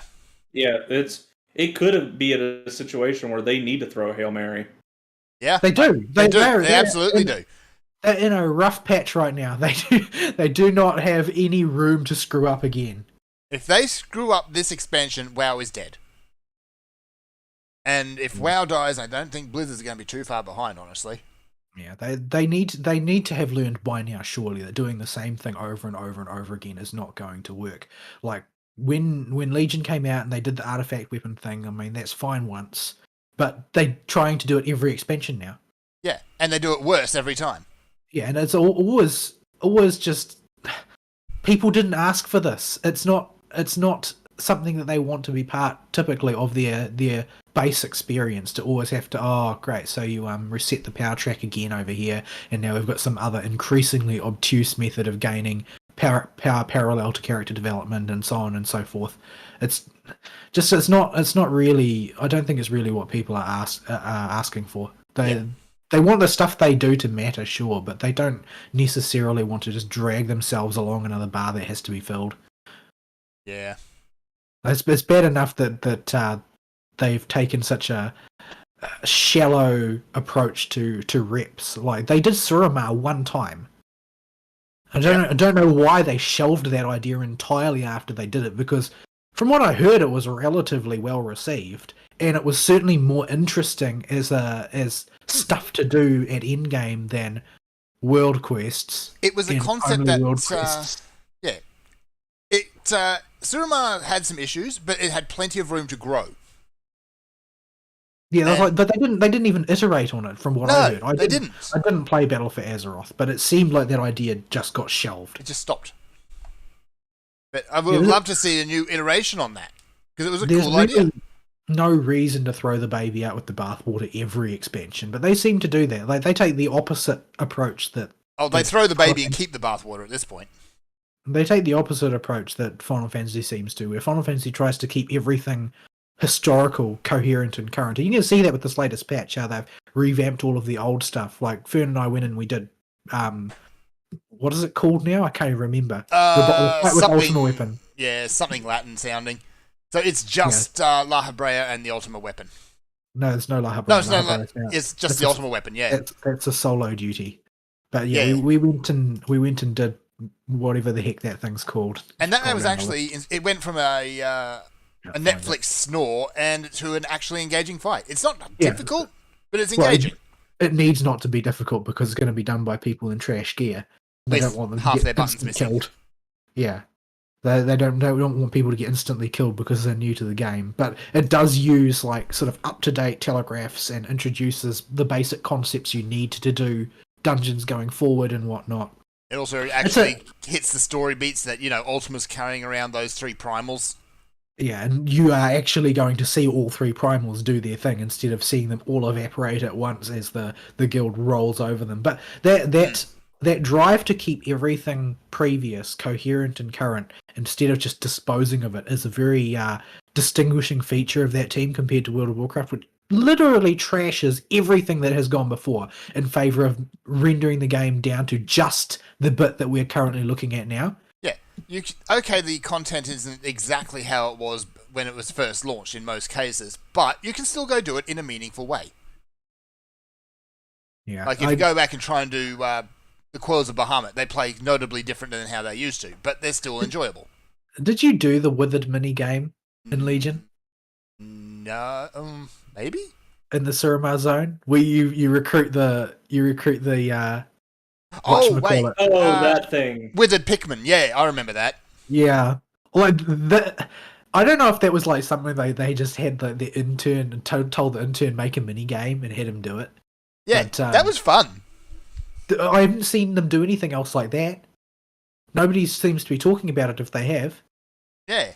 Like, there are some people that hated it, Well, and understandable. some people that really liked it. But it doesn't really matter because, like it would be in a Final Fantasy, it was one of those things which was available to you to do. Like, I've never touched Verminion at all. I've never touched Chocobo Racing, but they're there for me to do. And some people really love them, and some people couldn't care less, and some people just haven't had time to touch it because there's so many other things to do. But they populated that zone with things like that. Yeah. Didn't they even have like a shell game thing for one of the quests? I think I remember something like that. Like barrels or something. Like, they were so much more imaginative with the way they played that whole thing out. There's the things that you had to do there were in a lot of ways weird but interesting. And the zone itself was also interesting. Like, they had that sort of weird underground areas and that sort of thing that were just sort of scattered throughout. And you know, it was a great zone in a lot of ways, and they clearly had vision back then that they just have not exercised since. But while I think a lot of those ideas were good, I don't want them to fall into the trap of making that zone every time the same way they did with what was it, that in Pandaland, that really popular end game area that I don't remember the name of, which has all the bosses scattered around and stuff. Oh yeah. I can't remember what it's called. I forget what it's called too, but yeah, the ones back in the Timeless Isle or something like that. Yeah, that thing. that was it. Yeah, like, they've fallen into this trap now that people liked Timeless Isle, so we need to do Timeless Isle every expansion, and so they try and reproduce Timeless Isle every expansion, and people are just basically sick of it. So I don't want them to do that with the Suramau idea either. But what the Suramau idea showed was that there was just more creative space than they have been willing to use since then. Every now and again, you do see a glimmer of creativity out of them. So there's someone there who still cares. Yeah, but well, I mean, if they are willing to really run free with those ideas in this next expansion, I think that they can recapture a lot of interest. There are some people that are gone for good because they just screwed up too many times, and they won't probably be among trusted them anymore. Yeah, like, I can't really imagine going back. Not with FF being as good as it is nowadays. There's just no draw for me in World of Warcraft, because World of Warcraft I've gone from the phase of it of breaking the addiction where I still experience the odd pang to go back. Like, that has now finally subsided entirely, and now just thinking about playing World of Warcraft just makes me feel sad. So, yeah, I think if I think about playing it, it's like, oh wow, man, this is really disappointing. This could be. I remember what this was like. Why is it not like that anymore? And I can't perceive of a world in which that can be undone anymore. I mean, maybe it can, but I think that it would require something extraordinarily radical to the point that it was unrecognizable after the fact. Yeah. So we'll see next week. But in the meantime, let us get out of here, shall we? Alrighty. Yep.